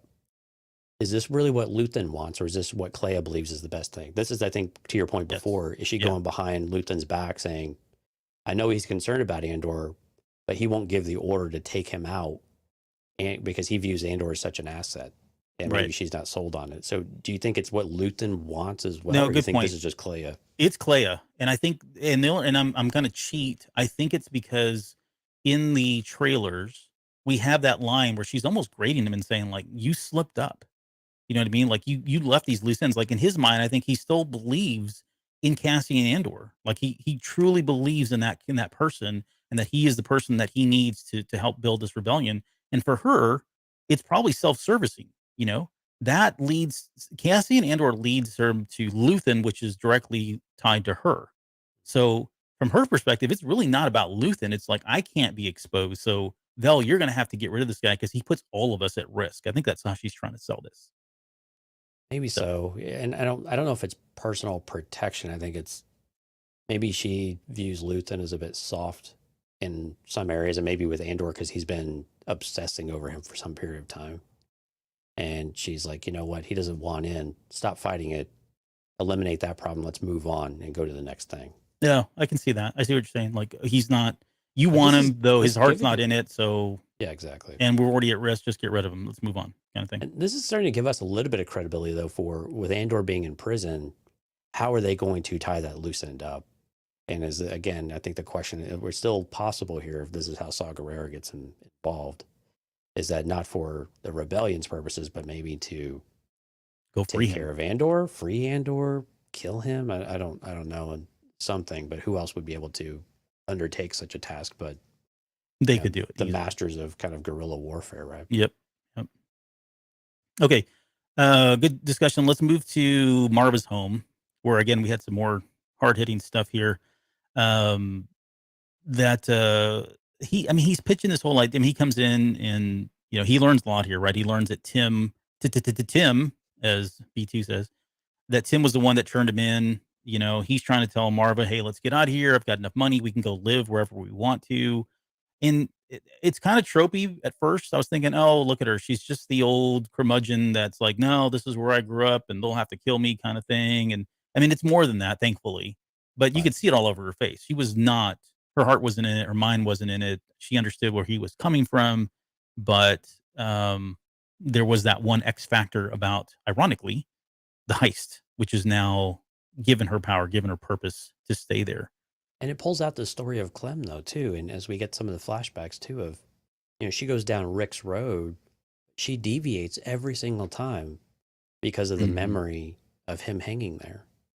And it sent that message, and that's what the Empire did. The Empire beat her down to the point where there was an event that just completely took everything out of her. And that's what they excel at. She's the epitome of, like you said, of what the rebellion wants to bring out of people that have been like her, but now are willing to step up and do whatever it takes, and they feel empowered and emboldened because there is a way. There's a group of people. We heard these things, but didn't either think they were real or didn't take them legitimately. And now they've proven themselves that they can actually do something. And whether or not it's rebellion or not, that's what they're going to loop. That's what they're going to latch onto, because that's really all they have to latch onto. Yeah. But now she has that, like you said, she's energized. She's got that pride. She puts on her finest coat and strolls right down that street in defiance, even if it's her own kind of independent defiance and just having her head held up high. Yeah, and I just to kind of touch on that scene a little bit. It does sound like she's going to try to start a rebellion of some sort there. If nothing else, at least just be a resistance and kind of stand up against the oppression that's happening. But you know, I don't think it's going to end well for her. Oh no, She says, she's "What's on that?" borrowed time. Yeah, for sure. I mean, she says it's overdue, and I'm probably doomed. I'm too old, and I don't care anymore. Well, that's usually signaling that you're going to go, and hopefully she'll go a warrior's death, if you will. Hmm. But um, but yeah, it's that attack, right? And she's talking about heroes that were brave enough to take on a garrison, right? These legends, and he's like, it's interesting. He doesn't say anything either. Like, I Right. That guess was I me, would, Mom. Aren't you proud? right? Stop lying, kind of thing. Slap. Yeah, it's interesting that it was her. Ironically, it was her son that was involved in that. Like, the one person, the person that is inspired her is standing literally in front of her, and yet he doesn't say anything. He doesn't even acknowledge it because he doesn't see it that way. All he wants to do is like that's not he wasn't trying to be a hero. He's not in this for your rebellion, your highness. He was in this to get money. He got his money and now he wants to get out of Dodge. He wants to take his mom and whoever else, his dog, and get out of there. Um Yeah, so yeah, it was actually kind of sweet. And he's like, I could finally provide for us.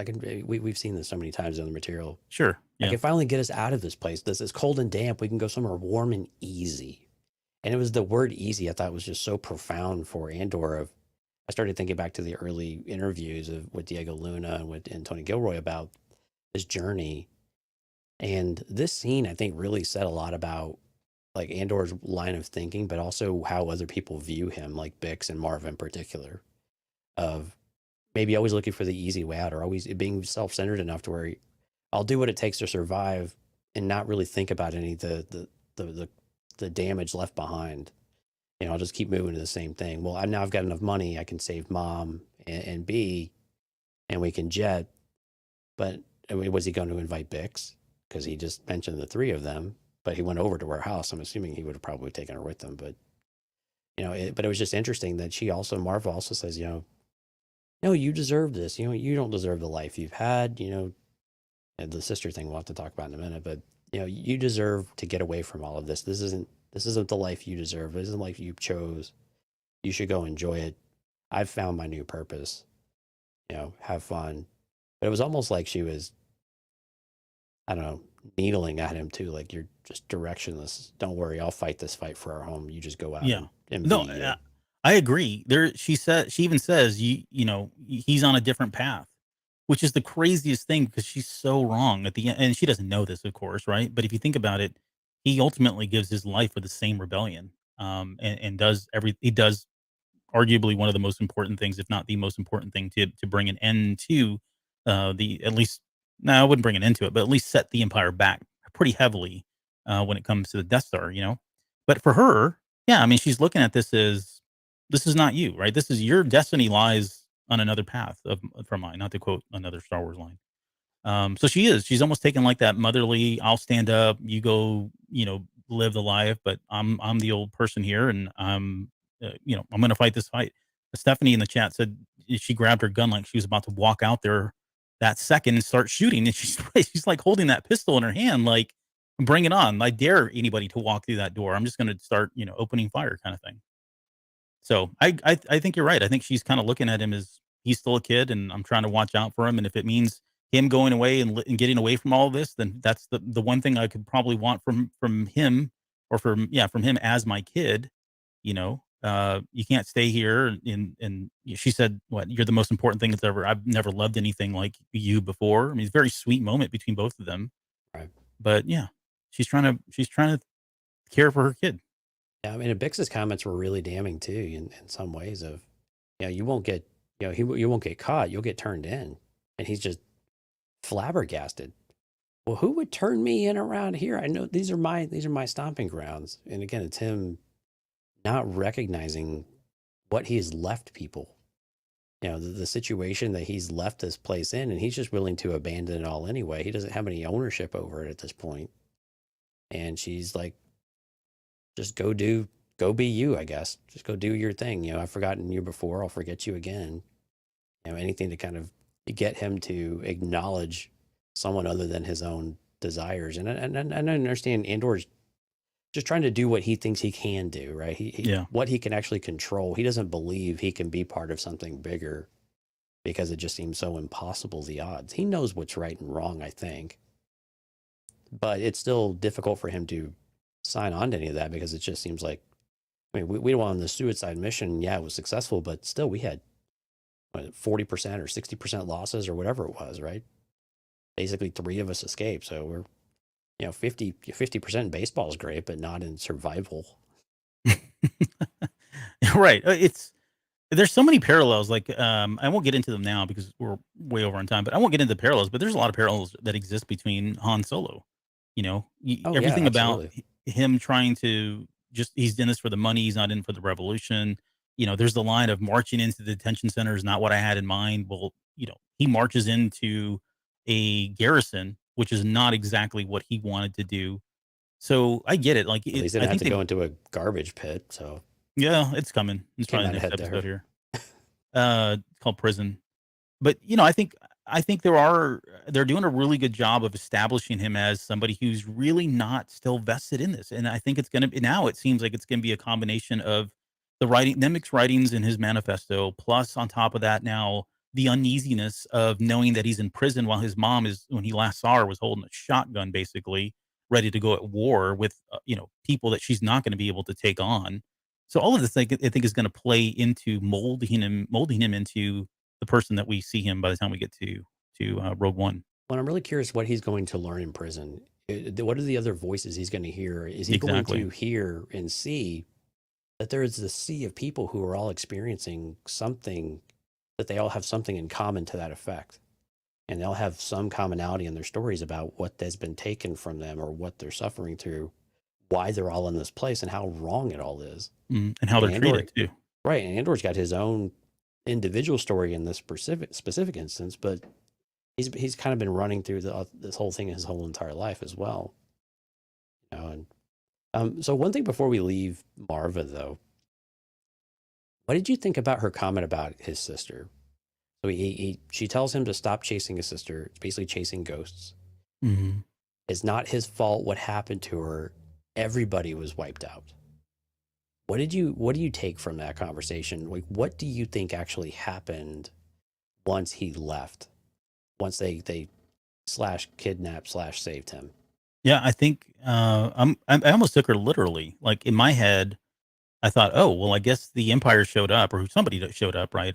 And like cleared house, like bombed the heck out of that place, killed everybody that was there, no survivors kind of thing, especially since blood had been drawn. We still have questions about who that really was, were they separatists? Were they Republic? I don't know the full answer to that because we still haven't gotten those questions answered, but Right, or what gas was leaking. yeah, what gas was leaking, right? All those questions are still out there, but I took that all at face value that there's in her mind, no one should have survived that, and so therefore, he should stop doing this. But I guess the other part of it, subcontext that I had was 2 things. I guess one, I felt like, well, maybe Andor this entire time has thought that he's been real crafty and sneaky about going out and looking for his sister without telling his mom. Maybe she knew at one point that he was doing it. And in his mind, he thought that he's done enough now for her to not think about or know that he had been still doing it. And so if this was the time that, he was leaving and she was potentially may never see him again because she's going to stand up against the Empire now. Her last parting words were, "That's a ghost. You're chasing ghosts at this point. And for your own health, just please stop it because it's unhealthy. And I know you've been doing it, even though I've not said anything, because maybe that's just the way, she felt like that's how he's been coping with it. Right. But look where it's got him. I mean, chasing these ghosts is what started this whole mess. So I've got some noise over here. I don't know what it is. Sorry. it's not coming through. So you're good. Okay, good. So yeah, I mean, she says to kind of let it go. He says he's coming back, right? That's kind of the last words that he says. I believe like, that "Of he would course be you coming will." back. What's that? And she's like, "Of course you will." Yeah. Well, I mean, it's because the plan in his mind is like, oh, I'm going to go pick up mom. We're going to get out of here, go live this wonderful life. And she said, no. Well, I don't think he's not going to give up that easily. He may come back periodically. It may take more than one conversation to kind of convince her that she needs to get up and go. And so he's like, well, let's, I'll leave for now, but I'll come back and get her to go. But I think she's steadfast. She's not leaving. She's gonna die there, and Right. we probably will see it. Okay, well let's see. I want to go back up to so now we kind of followed through on Rick's Road. Back to the Bix conversation. I thought that was a pretty good exchange. I think it more than anything, it was probably just confirmation of a few things, at least about their relationship. They were in a relationship, which we kind of suspected that she doesn't know who Luthen is, right? Neither her nor Pac knew who Luthen was. And then we got, he got confirmation that people were trying to blame him for what had happened. And in some degree, I think they're right. I mean, all this happened. It is Andor's fault. He didn't mean to, right? He didn't mean to kill that officer, but because he did, yeah, it started this chain of events that ultimately brought the Empire to the town. So in some ways, they are right. I mean, he is the person that, if they're going to look for somebody to kind of be the Frankenstein and be the poster boy for why these things have happened, yeah, it's unfortunate. It's Andor. Right. I mean, he's already got a strike against him for everything else he does in the town. So it's just an extension of that. Yeah. Now he's kind of like that shady character that lives there in the town. Thought it was, I don't know how I feel about Bix blaming him. I can see why she probably would. It's still early. It's still soon. She may be grieving over what had happened, and so she's angry. And he's there, and they've had a past relationship. But his line, "If your crazy boyfriend tries to get me killed, and I'm the villain," I think I've echoed that many times in my personal life for different reasons. So I feel you, bro. And then of course, that scene ends with him laying down $12K in credits to kind of repay everybody. Like he said, he kind of signaled that he was going to come back and repay everybody. But I don't know. I mean, this doesn't feel like it's the end of Bix at all. Oh, absolutely not. I just don't know where she comes in. And I think the way going back to our midway speculation kind of episode, we said that when Dedra Meero shows up, this feels like somebody she's going to go after because of that relationship, that close relationship with Andor. And we may get that line of, are you a spider or whatever in my web, kind of whatever that quote was. Right. Yeah.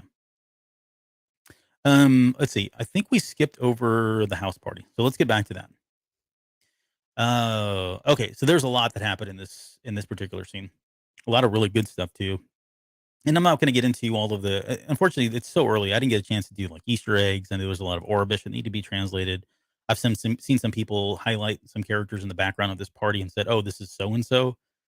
Maybe. I don't know yet. It would be interesting if it was. But so let's just stick to the facts. We're introduced to Tay Kolma, which I really like that character. I thought he was awesome. And I love this dynamic between them of like, hey, we're childhood friends. We've known each other forever. And you can think about your own personal lives. This kind of happens, right? People that you're close with, you tend to drift away. You probably had the same kind of political views at some point with them. But then over time, you've drifted away, and you kind of get the impression of where they are based on who they interact with, right? In real world, it's like, okay, I can see what they like and they post on their social media platforms, and you get a perception of who they are.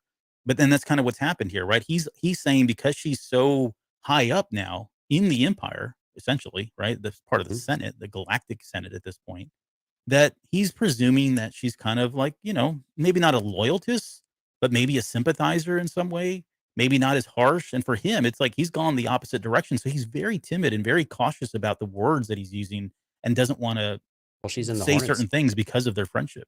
She's in the hornet's nest, or the devil's den, right? And so he knows that any kind of association in that way could very well be dangerous, if not from one of her affiliations, or just from from someone that she just tangentially knows. It could be a risk for him, depending on what he's actually up to. But it's interesting that he views her as more the straight and narrow, whereas he's like, my affiliations have been a bit more extreme from where you tend to be. Mm-hmm. I like that she kind of throws that back at him too. And I think his definition of extreme is like he has no clue what she's involved with right now. Right. Yeah.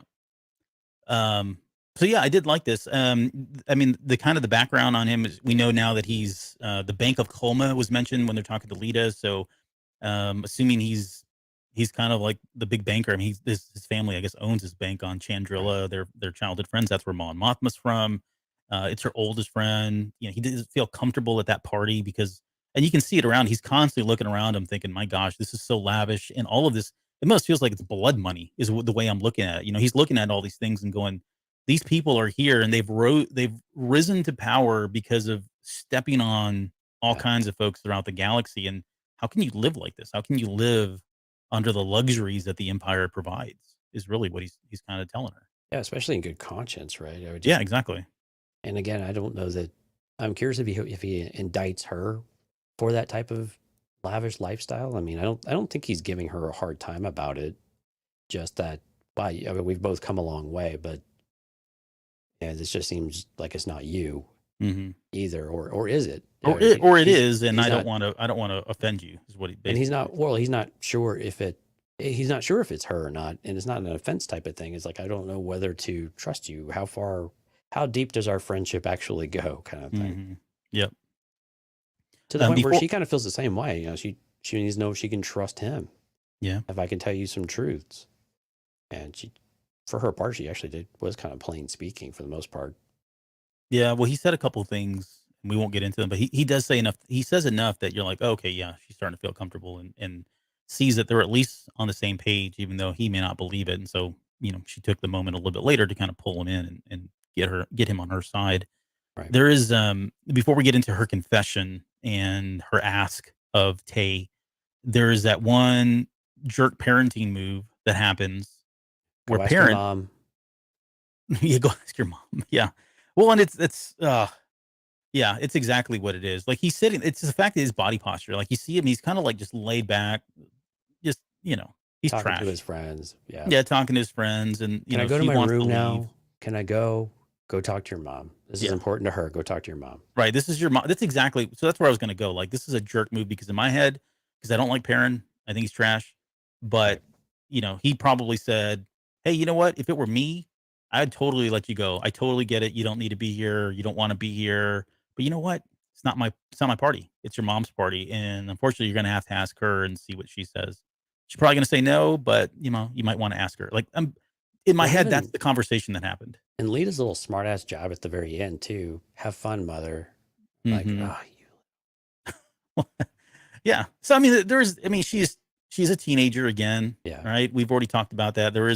Doesn't matter what kind of, you know, what kind teenagers are going to be teenagers, right? At the end of the day, sure. but you can't help but think that Perrin is Oh, trying to he's do throwing that. fuel on the fire. Yeah. Yeah, he's sticking it to her because he puts her. I mean, you can tell Mothma is like caught off guard and uncomfortable with the idea, and like, well, Oh, it's a narcissistic crap, I move, like through and guess. through. Yeah. Yeah, exactly. Narcissistic move, I guess. So she ends up being the bad guy, right? Okay. All right, let's talk about her confession. I love that she kept talking about an irritation, which I think is certainly aligns with Mothma. She's doing a lot of things that are irritants to the Empire, but she's not doing anything that's Yeah. probably out of character for her, right? So her MO, as long as she continues with that, to her point, they're not going to dig any deeper. They just kind of expect it, right? She's already kind of established that norm of what she does. So there's really no reason for the Empire, as long as she stays there and she doesn't deviate, she can probably get away with a couple of things, and she's using that as Well, that subterfuge. how true is that though? Because why else would they start to implant, the Grand Vizier into her business? She's got an ISB security for a driver. Hmm. It's difficult for her to dip into her money. They're looking into her charitable events. I don't know that I believe where she's coming from. Of she has all these things, but clearly there's suspicion. Unless they're just doing this with everybody, they have suspicions about. They do. So again, Okay, here's I mean, fair enough, but here's the again. So here's the political undertones commentary that's creeping in. There was something that happened in the 50s and 60s that some people might know about called McCarthyism. right. And McCarthyism was, was named after I think a Senator Mhm. McCarthy. It was the big Red Scare, right? Right. And we were going around and we were tapping people's. We're gonna get into some of this tomorrow on that episode. I had to get into some of this because Nelson Mandela came up, which is a whole nother story. But McCarthyism was, they were suspicious of everyone, and they were putting people out there. They had feelers out there. They had people working in different areas and groups or whatever. And it was all just out of pure. Some of it was, you know, Some of it was with layers of protection to protect themselves, I guess. Some of it was suspicions, even if they weren't warranted. The smallest things, and this all lines up with what we talked about earlier in the Empire being able to detain somebody for simply having an association. Right now that this is going on, but in my mind, yeah, I do believe her. I think that she is being an irritant. I think they're allowing her to kind of continue to do what she does because they're still trying to play by the rules, and she is a senator, and the Senate has not been abolished, et cetera, et cetera. But at the same time, hey, if we can embed our agents as her driver, or we can have people watching, or we can get her husband to potentially come over and be another eye and ear into what's going on, if ever she does make a mistake, or if ever she decides to go and do more, or act rebellious in some way, we're going to know about it first and foremost. And with somebody like her, because of her power and her political stance, yeah, that's the person that you want to have really close eyes on at all times. Okay, makes sense. All right, well, that was easy. Um, but more on McCarthyism tomorrow. Okay, so they're lining up for it. I can see it. I can see it. It's going to be a showstopper. Maybe literally. Yeah, maybe literally.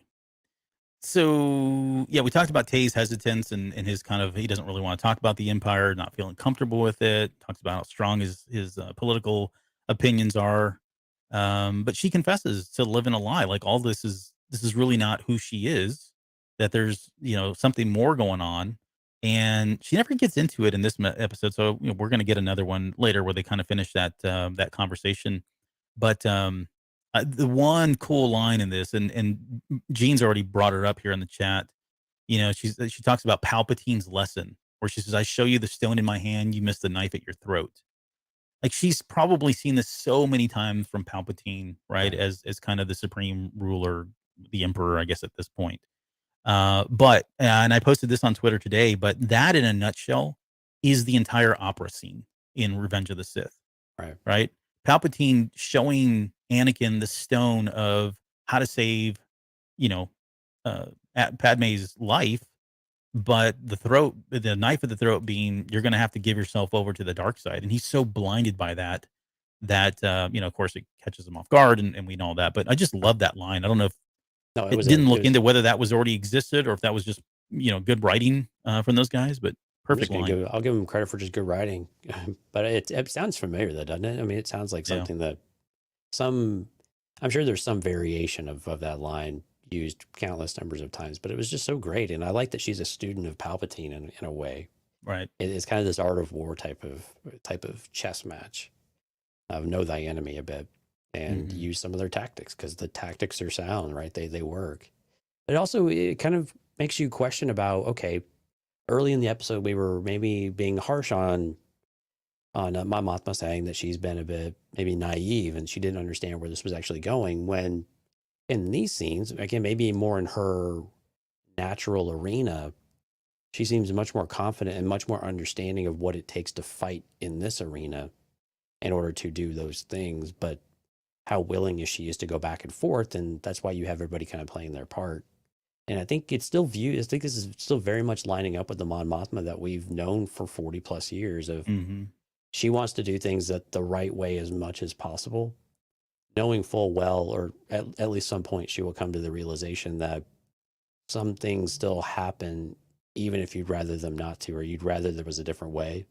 But once you've exhausted all options, is that the only way? Then that's the only way. Yeah. And we'll do the best we can to minimize that, but the casualties of war start to creep in a little bit. Yep. But I like that it kind of restored that aspect of Mon Mothma, where early in the episode we kind of thought maybe she was not the character that we really kind of thought she was, right? Yep. Didn't have the political sway, the influence, and all of that. Now we're back in her arena. We start to see that come back around. So I hope to see more of that. Yeah, I think it speaks to her getting her footing as the leader of the rebellion. That's a big role. And there are going to be people like the Saw Gerreras that pop up, and she's just going to have to eventually get used to and accept that risk is out there, right? And the exposure is going to be out there until she just says F it, and she leaves completely and just joins the rebellion, and then makes that grand statement that she does in Rebels about, the Emperor's a jerk, and we're standing up against them finally, officially. And this is one of the things we talked about in the last episode that we, I guess, predicted, although it wasn't really a big prediction, but it does sound like she was trying to use some of these charities to funnel money into it. We get kind of confirmation about that right now, that whatever she's trying to do to fund this Rebel Alliance is going to be under the guise of a charity. She wants Tay as that chairman. She needs somebody like him because her funds have been cut. It sounds like she doesn't have full access to her funds anymore. I think she has access to them, but they're probably tracing. Yes, exactly. Yeah, right. They're tracking where it's all going. Yeah. Yeah. So the only way she's going to be able to use those funds freely is have somebody like him, who is this bank owner, who has, the code or the rights and access and everything else to go through and, cover that up or whatever. Right. So this is why she needs him. Star Wars it up. Yeah. Yep. Star Wars it up. That's kind of where it ends for that scene, but good stuff. I like the character of Tay Kolma. You get a sense there's, again, here's me coming in to ship and stuff. So Lauren, stuff, you're ready. You're welcome. But I kind of got the sense that she is sweet on him though. Well, I mean, they're lifelong friends. Things aren't really working out maybe, but I think, I don't know. I'm not willing to go there.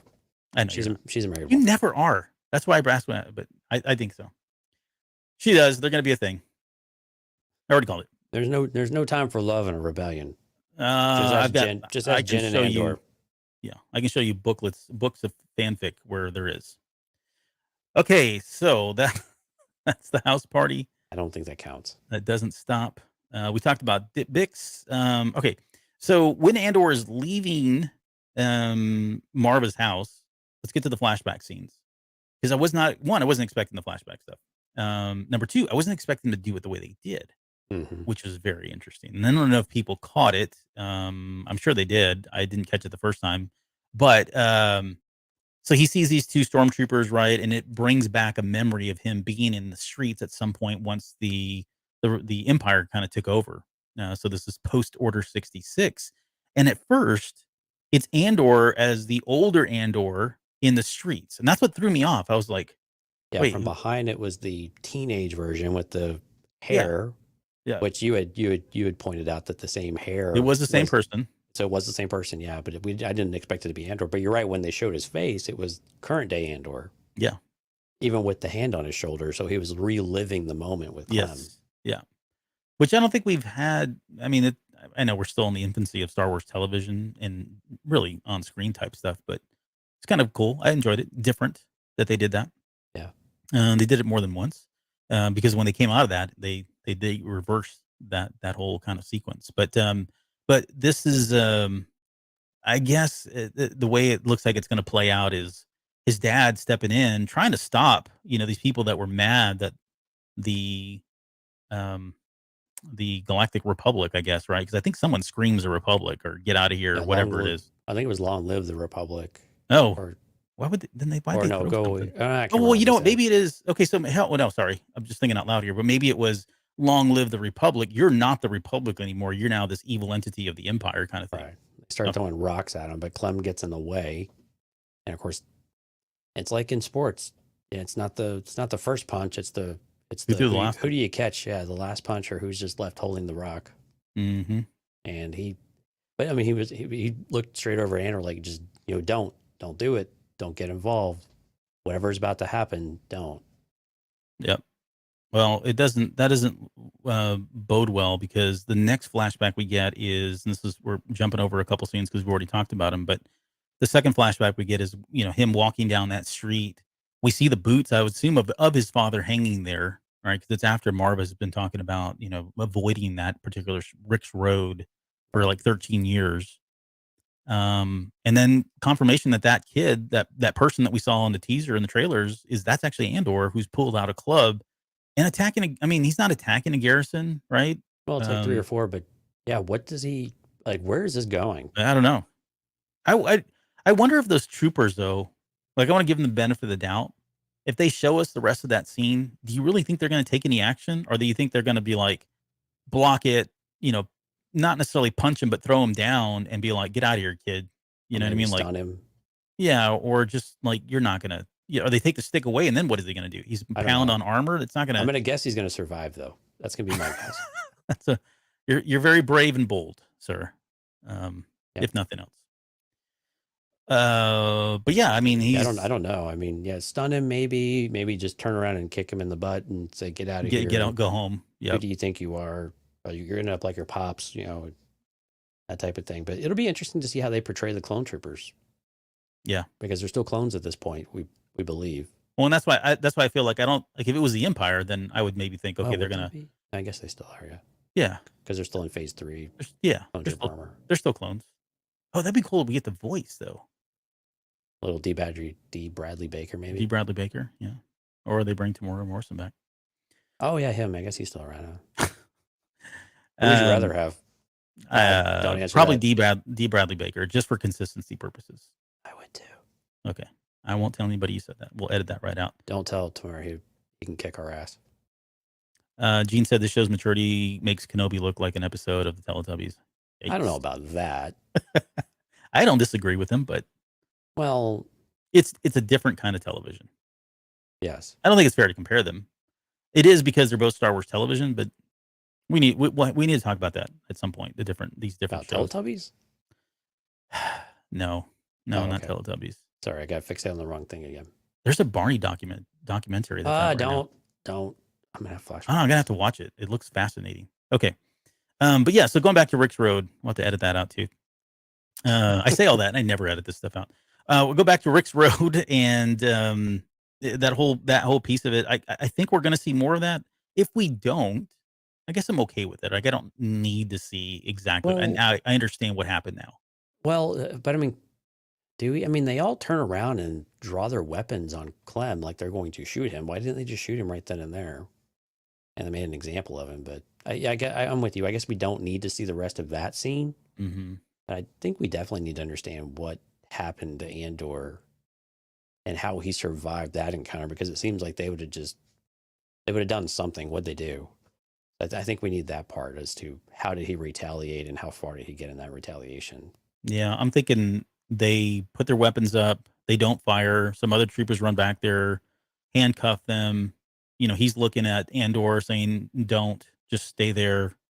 This will be fine." Or maybe he's telling them, "This will all wash over." And then, they hang him. It gets worse than he expected because you don't want Andor jumping in right into that kind of into the fray there. Well, yeah, that part. Yeah, I mean the one where Andor's got the clone. Yeah, no, I would. Yeah. I agree. I think I'd love to see that. How that. Yeah, the other one, yeah, with, wraps up. I don't know what else they would see that would be of much value. Right.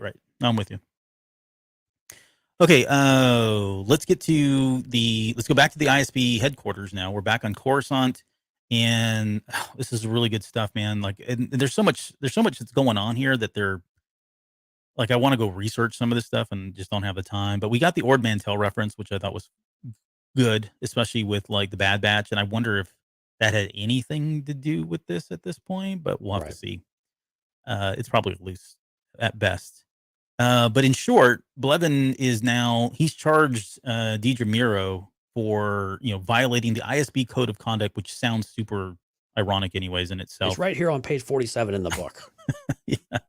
And then imperial ways of thinking, right? Follow the rules until the rules don't go in your favor. Oh, exactly. Yeah. Yeah. But Meero is really focused on challenging this notion that the rebels they're not playing by the rules.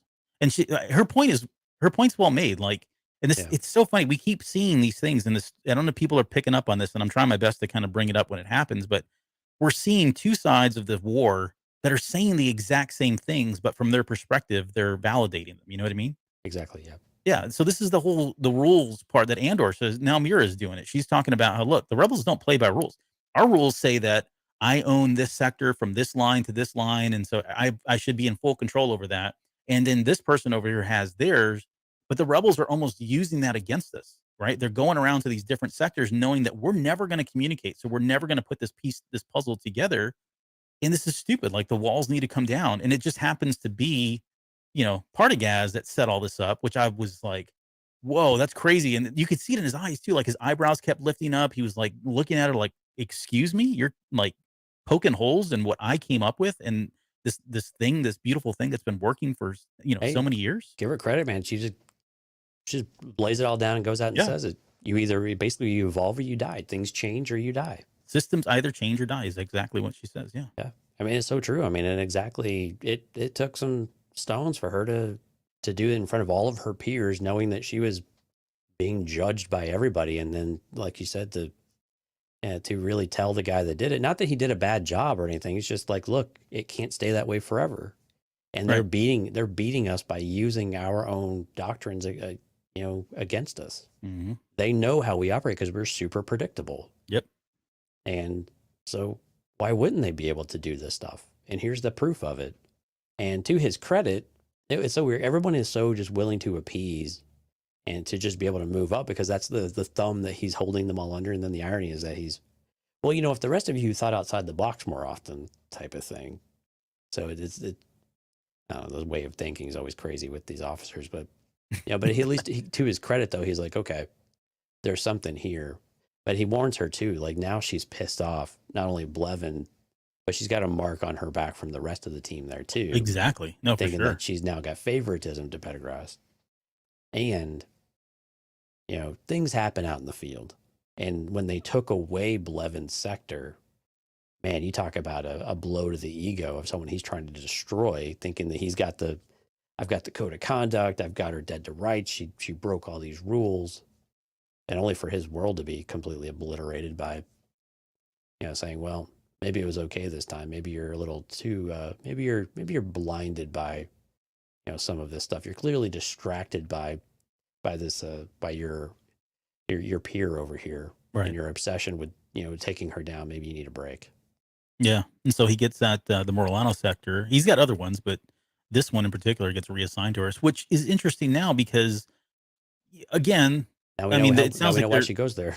Well, yeah, it explains now why she goes there and how, but she has so much more power and authority now than she did before. Oh, Because yeah. even prior to this, I don't know that we ever talked about it, but I was never able to get over, okay, yeah, so she's going to go there, but what is she really going to be able to do? It sounds like she's only going to be able to ask questions and then come back and have to report up, and it's going to be Blevin's call on whether or not he wants to pursue anything or take any action. But now Now this she's got gives the her a ton of military. authority.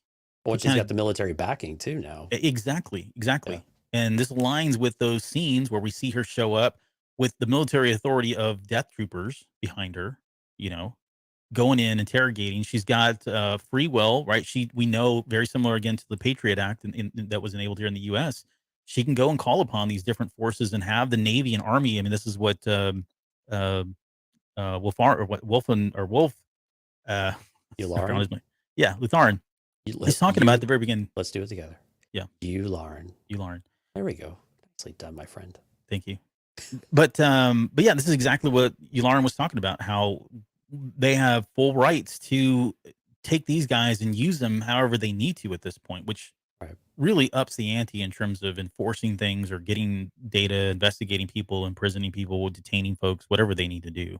Right. Because they're not, they've all been imperial citizens to an extent, Mhm. but you're right. Now they are under firm imperial jurisdiction and control and authority at the most basic of levels, security wise. So now they're completely subjected to all of it. There's no flying under the radar anymore.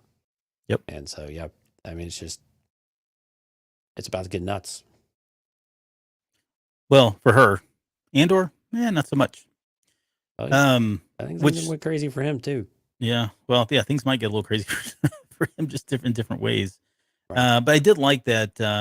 I won't go so far as to say that Pendergrass is now aligned with her and all that, but he definitely sees the merit in what she was saying. He acknowledges her. He says, "Well played," right? Yeah. And tells her to kind of watch her back. So I think all of that is going to bode well for her. I really hope that she moves up in the ranks here, and we get to see more of her than just this later. I don't know if she needs to though. Maybe next season she would be if she makes. Yeah, it out maybe of this next one. season. Yeah, maybe she's a moth or something. No, I'm kidding. It's too far. Okay, so we get the final scene, which is on Niamos Beach. He's under what's his name? Keith Griga? Girgo. Keith Girgo, which Yeah. sounds like Grief Karga for some reason, but I guess it's not. It's like they just moved some letters around. Yeah. Yeah, but Keith Girgo is his name. He's under that alias here. Yeah, I mean, he's living like he's like a beach bum, right? This is him using the money, laying low. It looks like he went out to, again, what looks to be Florida of some sort, or Yeah, found himself a lady. yep, lady friend. He seems like he's hungover, so they probably had a night of drinking and Yeah. beach partying going, whatever happening there. Um, the reason why he was so secretive about the case of credits, he had the credits. Looked like there was a blaster in there. He had that. He was hiding it up above the shower. Just precautionary type stuff, or anything Yeah, I more? think just being careful. I mean, because again, these are flings, so there's she's not going to know what's going on, but yeah, they're checking up and whatever. So Yeah. I imagine he's just being very careful. And again, it's his money; it's no one else's money. He's not going to be in that position again. Someone steals from him, and then bolts off with however many thousands of credits he's got left over.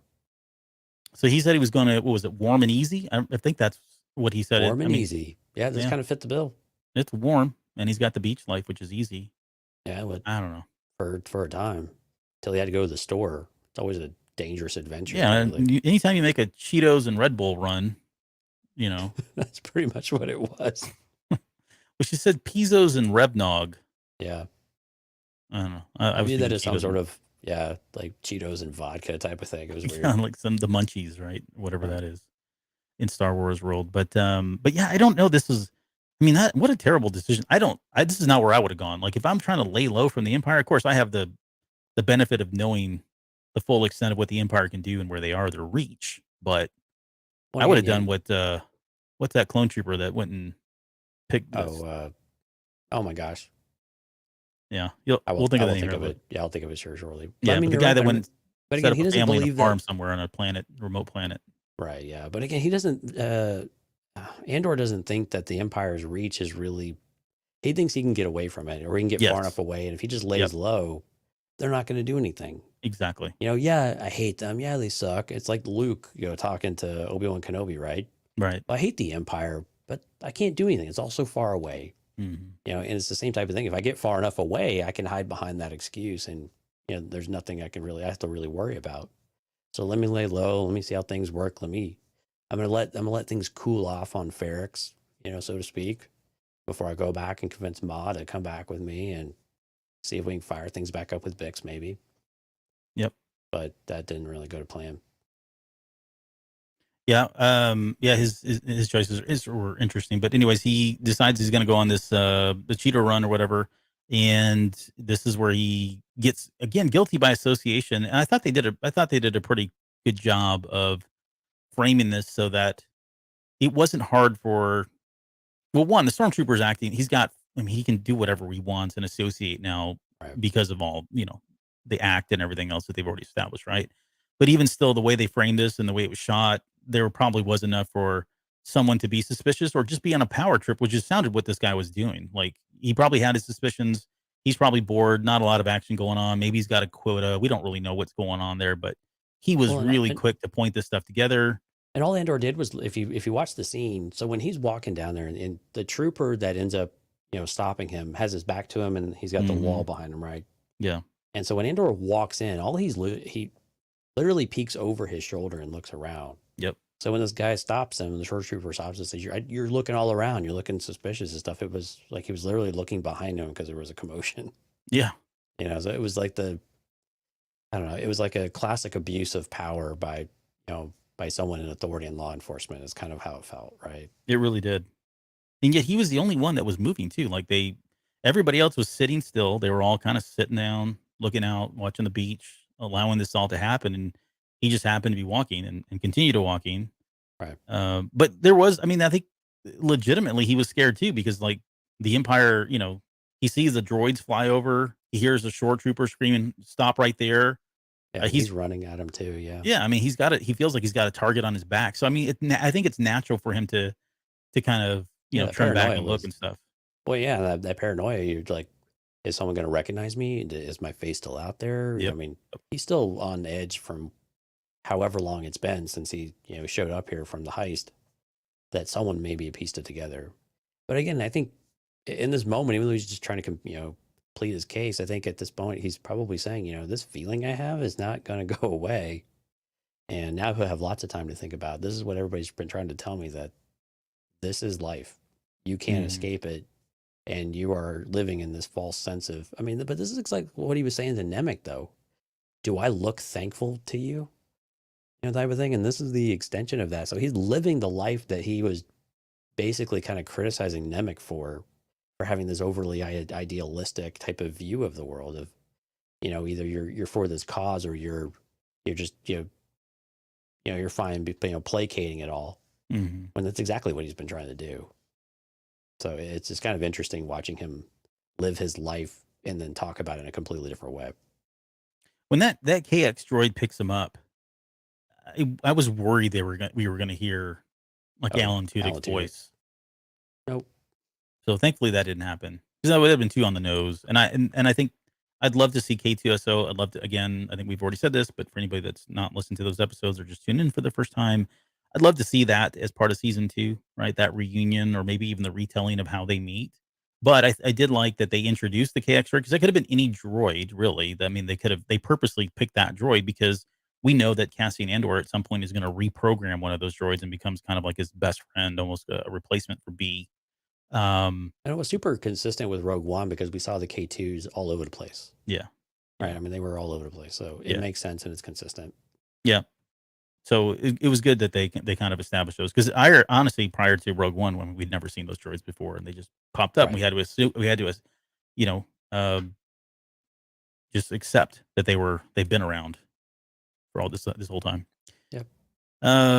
His trial really wasn't much of a trial. I mean, that was an appearance. It was an appearance and a judgment and a sentence, all within a matter of 5 minutes. It was so interesting, though. Yeah, what used to be a 6-month sentence is now, but again, it was all the false charges that I just brought up, basically just conspiracy of doing all of these things when he was literally just walking down the road to the store and answered the question in a certain way that wasn't ideal, when there probably wasn't an ideal response anyway. Yeah, I mean, there was no trial. They called him, what was he? He was up for civil disruption, anti-imperial speech, which I'm like, when did that happen? But right, like, surely they made this stuff up. Fleeing the scene, attempted damage. All of these were and what was that? What was the attempted damage? Was that just the assault from the KX unit? Yeah, I think when him trying to get the hand off of it, he was attempted to damage the KX droid, is how I kind of read it. And then the judge threatened him for resisting judgment charges because he was trying to speak up. A favor, yeah. So there's no defense, right? Well, there's no representation at the very least. Yeah. Well, yeah. I mean, these guys are all like attorney. Yeah, they're all right. They never get a phone call. There's nothing happening, and this is the point, right? And this is exactly this is the empire that we were expecting. This is the empire when we think about the great evil of who they are. This is it, and this is just the beginning of things. But it was a cattle call too, right? I mean, the room is just full of people waiting to be sentenced. It's just a sentencing. It's not a trial. Yeah, it's just a sentencing. It's just it's like cattle waiting to be slaughtered. The only thing he was able to get out was, "I'm a tourist." I'm a tourist, which I'm going to use next time I'm down in Guadalajara and I get imprisoned in a Mexican prison. I'll yell that. I'm just a tourist. But okay, so let's end it here. But I mean, because we've already talked about the Bureau of Standards and what Syril's doing, which is a whole lot of nothing. But such a weird way to end the episode, by the way. Again, yeah. Like the way they're ending a couple of these, it's a little strange, but yeah. Maybe I think there's a payoff. Hopefully, there's a payoff for these, like we talked about earlier. So I guess he's going to prison. And the question that I have for you, I mean, we said he would go, right, or at some point. I don't know. How long do you think he's going to be in prison? Do you think we're going to have a time jump? Well, I'm going to say not 6 years. Okay, that's fair, because that would be after Rogue One. Oh, maybe he survives. Maybe this is an alternate timeline now, and we're going to rewrite Rogue One because Disney wasn't happy with that one. No, yeah, that's what I'm sure there are people out there saying that's. Okay, sorry, I was reading the wrong internet fiction. You said fanfics. I started reading some. I must have written the wrong. Yep. Started reading the right one, but it seems like he's going to go to prison. I think the question now is, does he initiate all of this chaos that we know is coming in the trailers, or is there some sort of outside influence that we start to get as well? And I think, or do these paths still stay pretty separate with where Luthen and now Clea and Vel and how all of those things? So it seems like now we got Vel potentially lining up to get connected with Marva, maybe connected with Bix. I think that's a way for Bix to kind of get into the main storyline now, if you will, back with Andor, rather than kind of being left and Andor doing his thing. So I think that's a way for those to come back together as well. And maybe Vel starts to learn more about Andor individually, to where, hey, he's not such a bad guy. Maybe he is a benefit. I'm really interested to see where Clea and Luthen, though. Like, how aligned are they? Is there dissension there, or is it, no, she's just trying to do what she thinks is best, but is that going to cause some sort of riff? And then, of course, Saw Gerrera. Like, when does he actually come in? Because, I mean, now I'm like, okay, is it next episode, or is it maybe another episode beyond that we're still waiting on? So does Andor need help to get out, or is Andor just going to create his own way out? Because we see no evidence that he's got outside support from what we've seen in the trailers. But again, the flashing of a whole 6 seconds worth of trailers at most of the screens doesn't give us a lot to work on.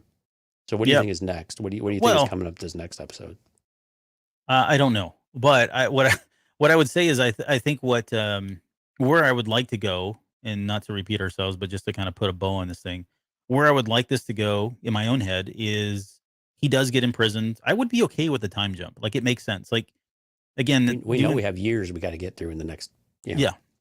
Right. Plus, we talked about, well, we haven't talked about it yet, but tomorrow when we talk about the manifesto stuff, generally people that get empowered or fall under the influence of different ideologies and because of manifestos, when they're involved, there's some time that passes. They have to, like, be able to read all of that stuff. But again, why would they give him a book in prison about anti-imperial sentiment after you went to jail for anti-imperial sentiment?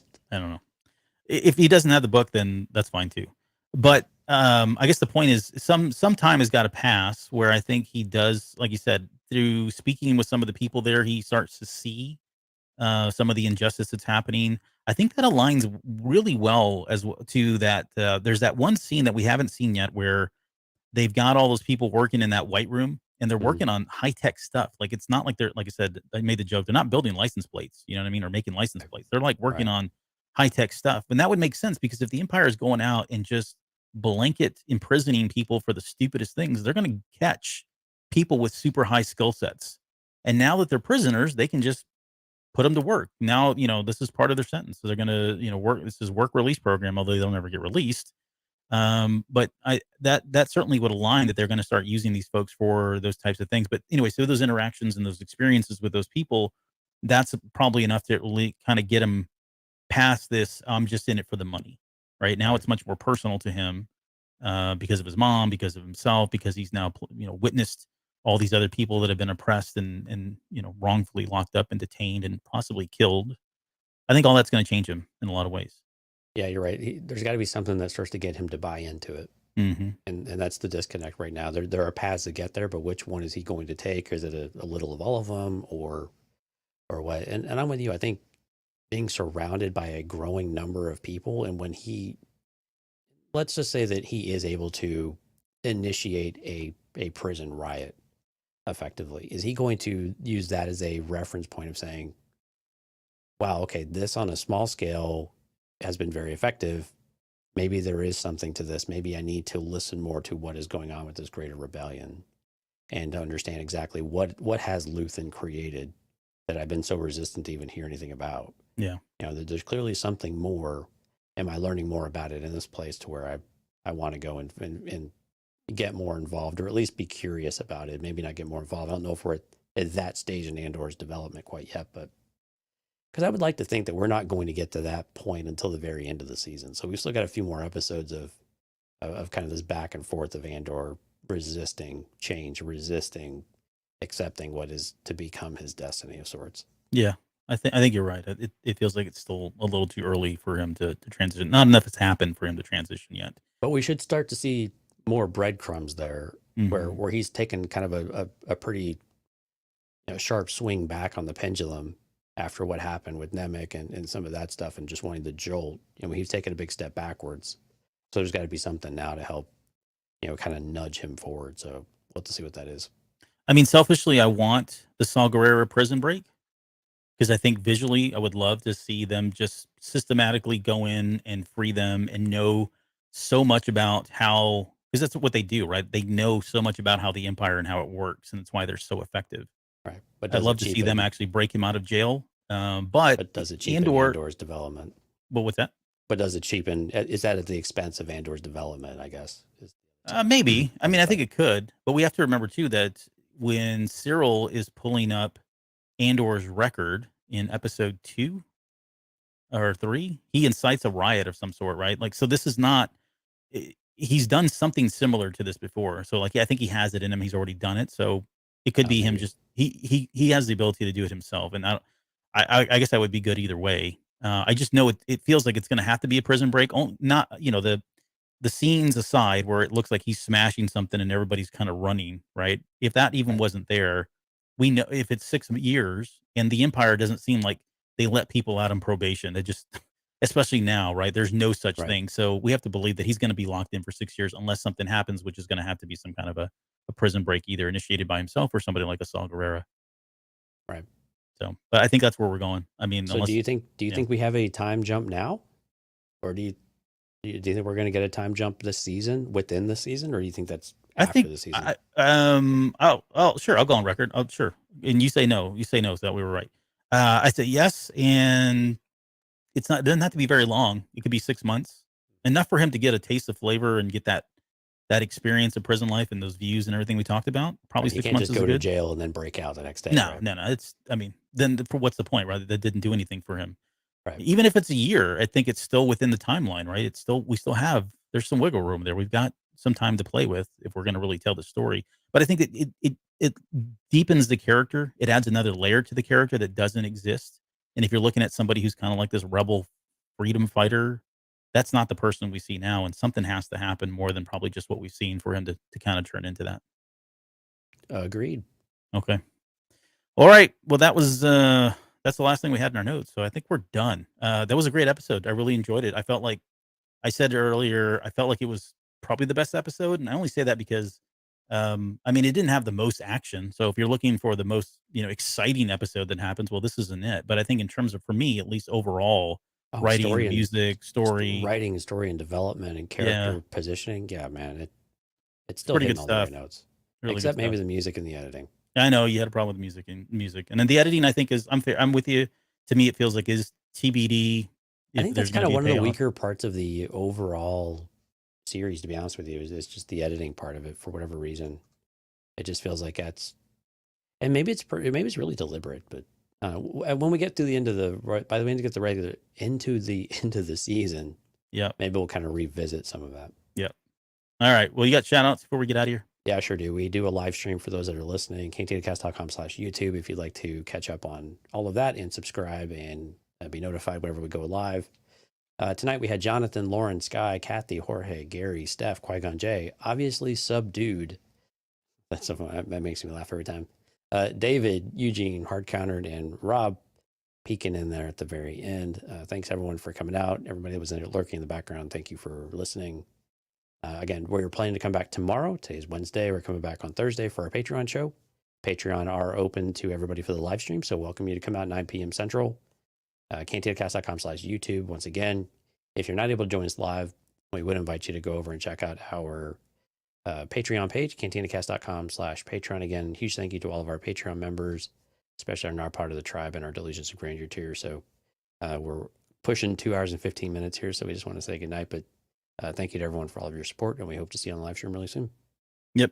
Tomorrow will be all about partisans and freedom fighters and manifestos, and I've got some more political stuff that I'll wrap in there, but it'll be fun. Sure to burn the earth down. It's going to be great. All right. With that, we will see you guys tomorrow.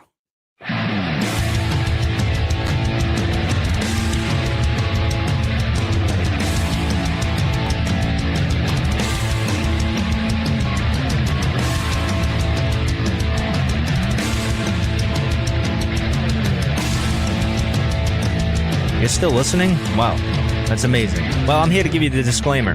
Normally we do a big, long, drawn-out disclaimer thing saying what's what and who's what and all that other stuff, but I think you guys kind of know that Lucasfilm and Disney have no affiliation with us at all, and we have none with them.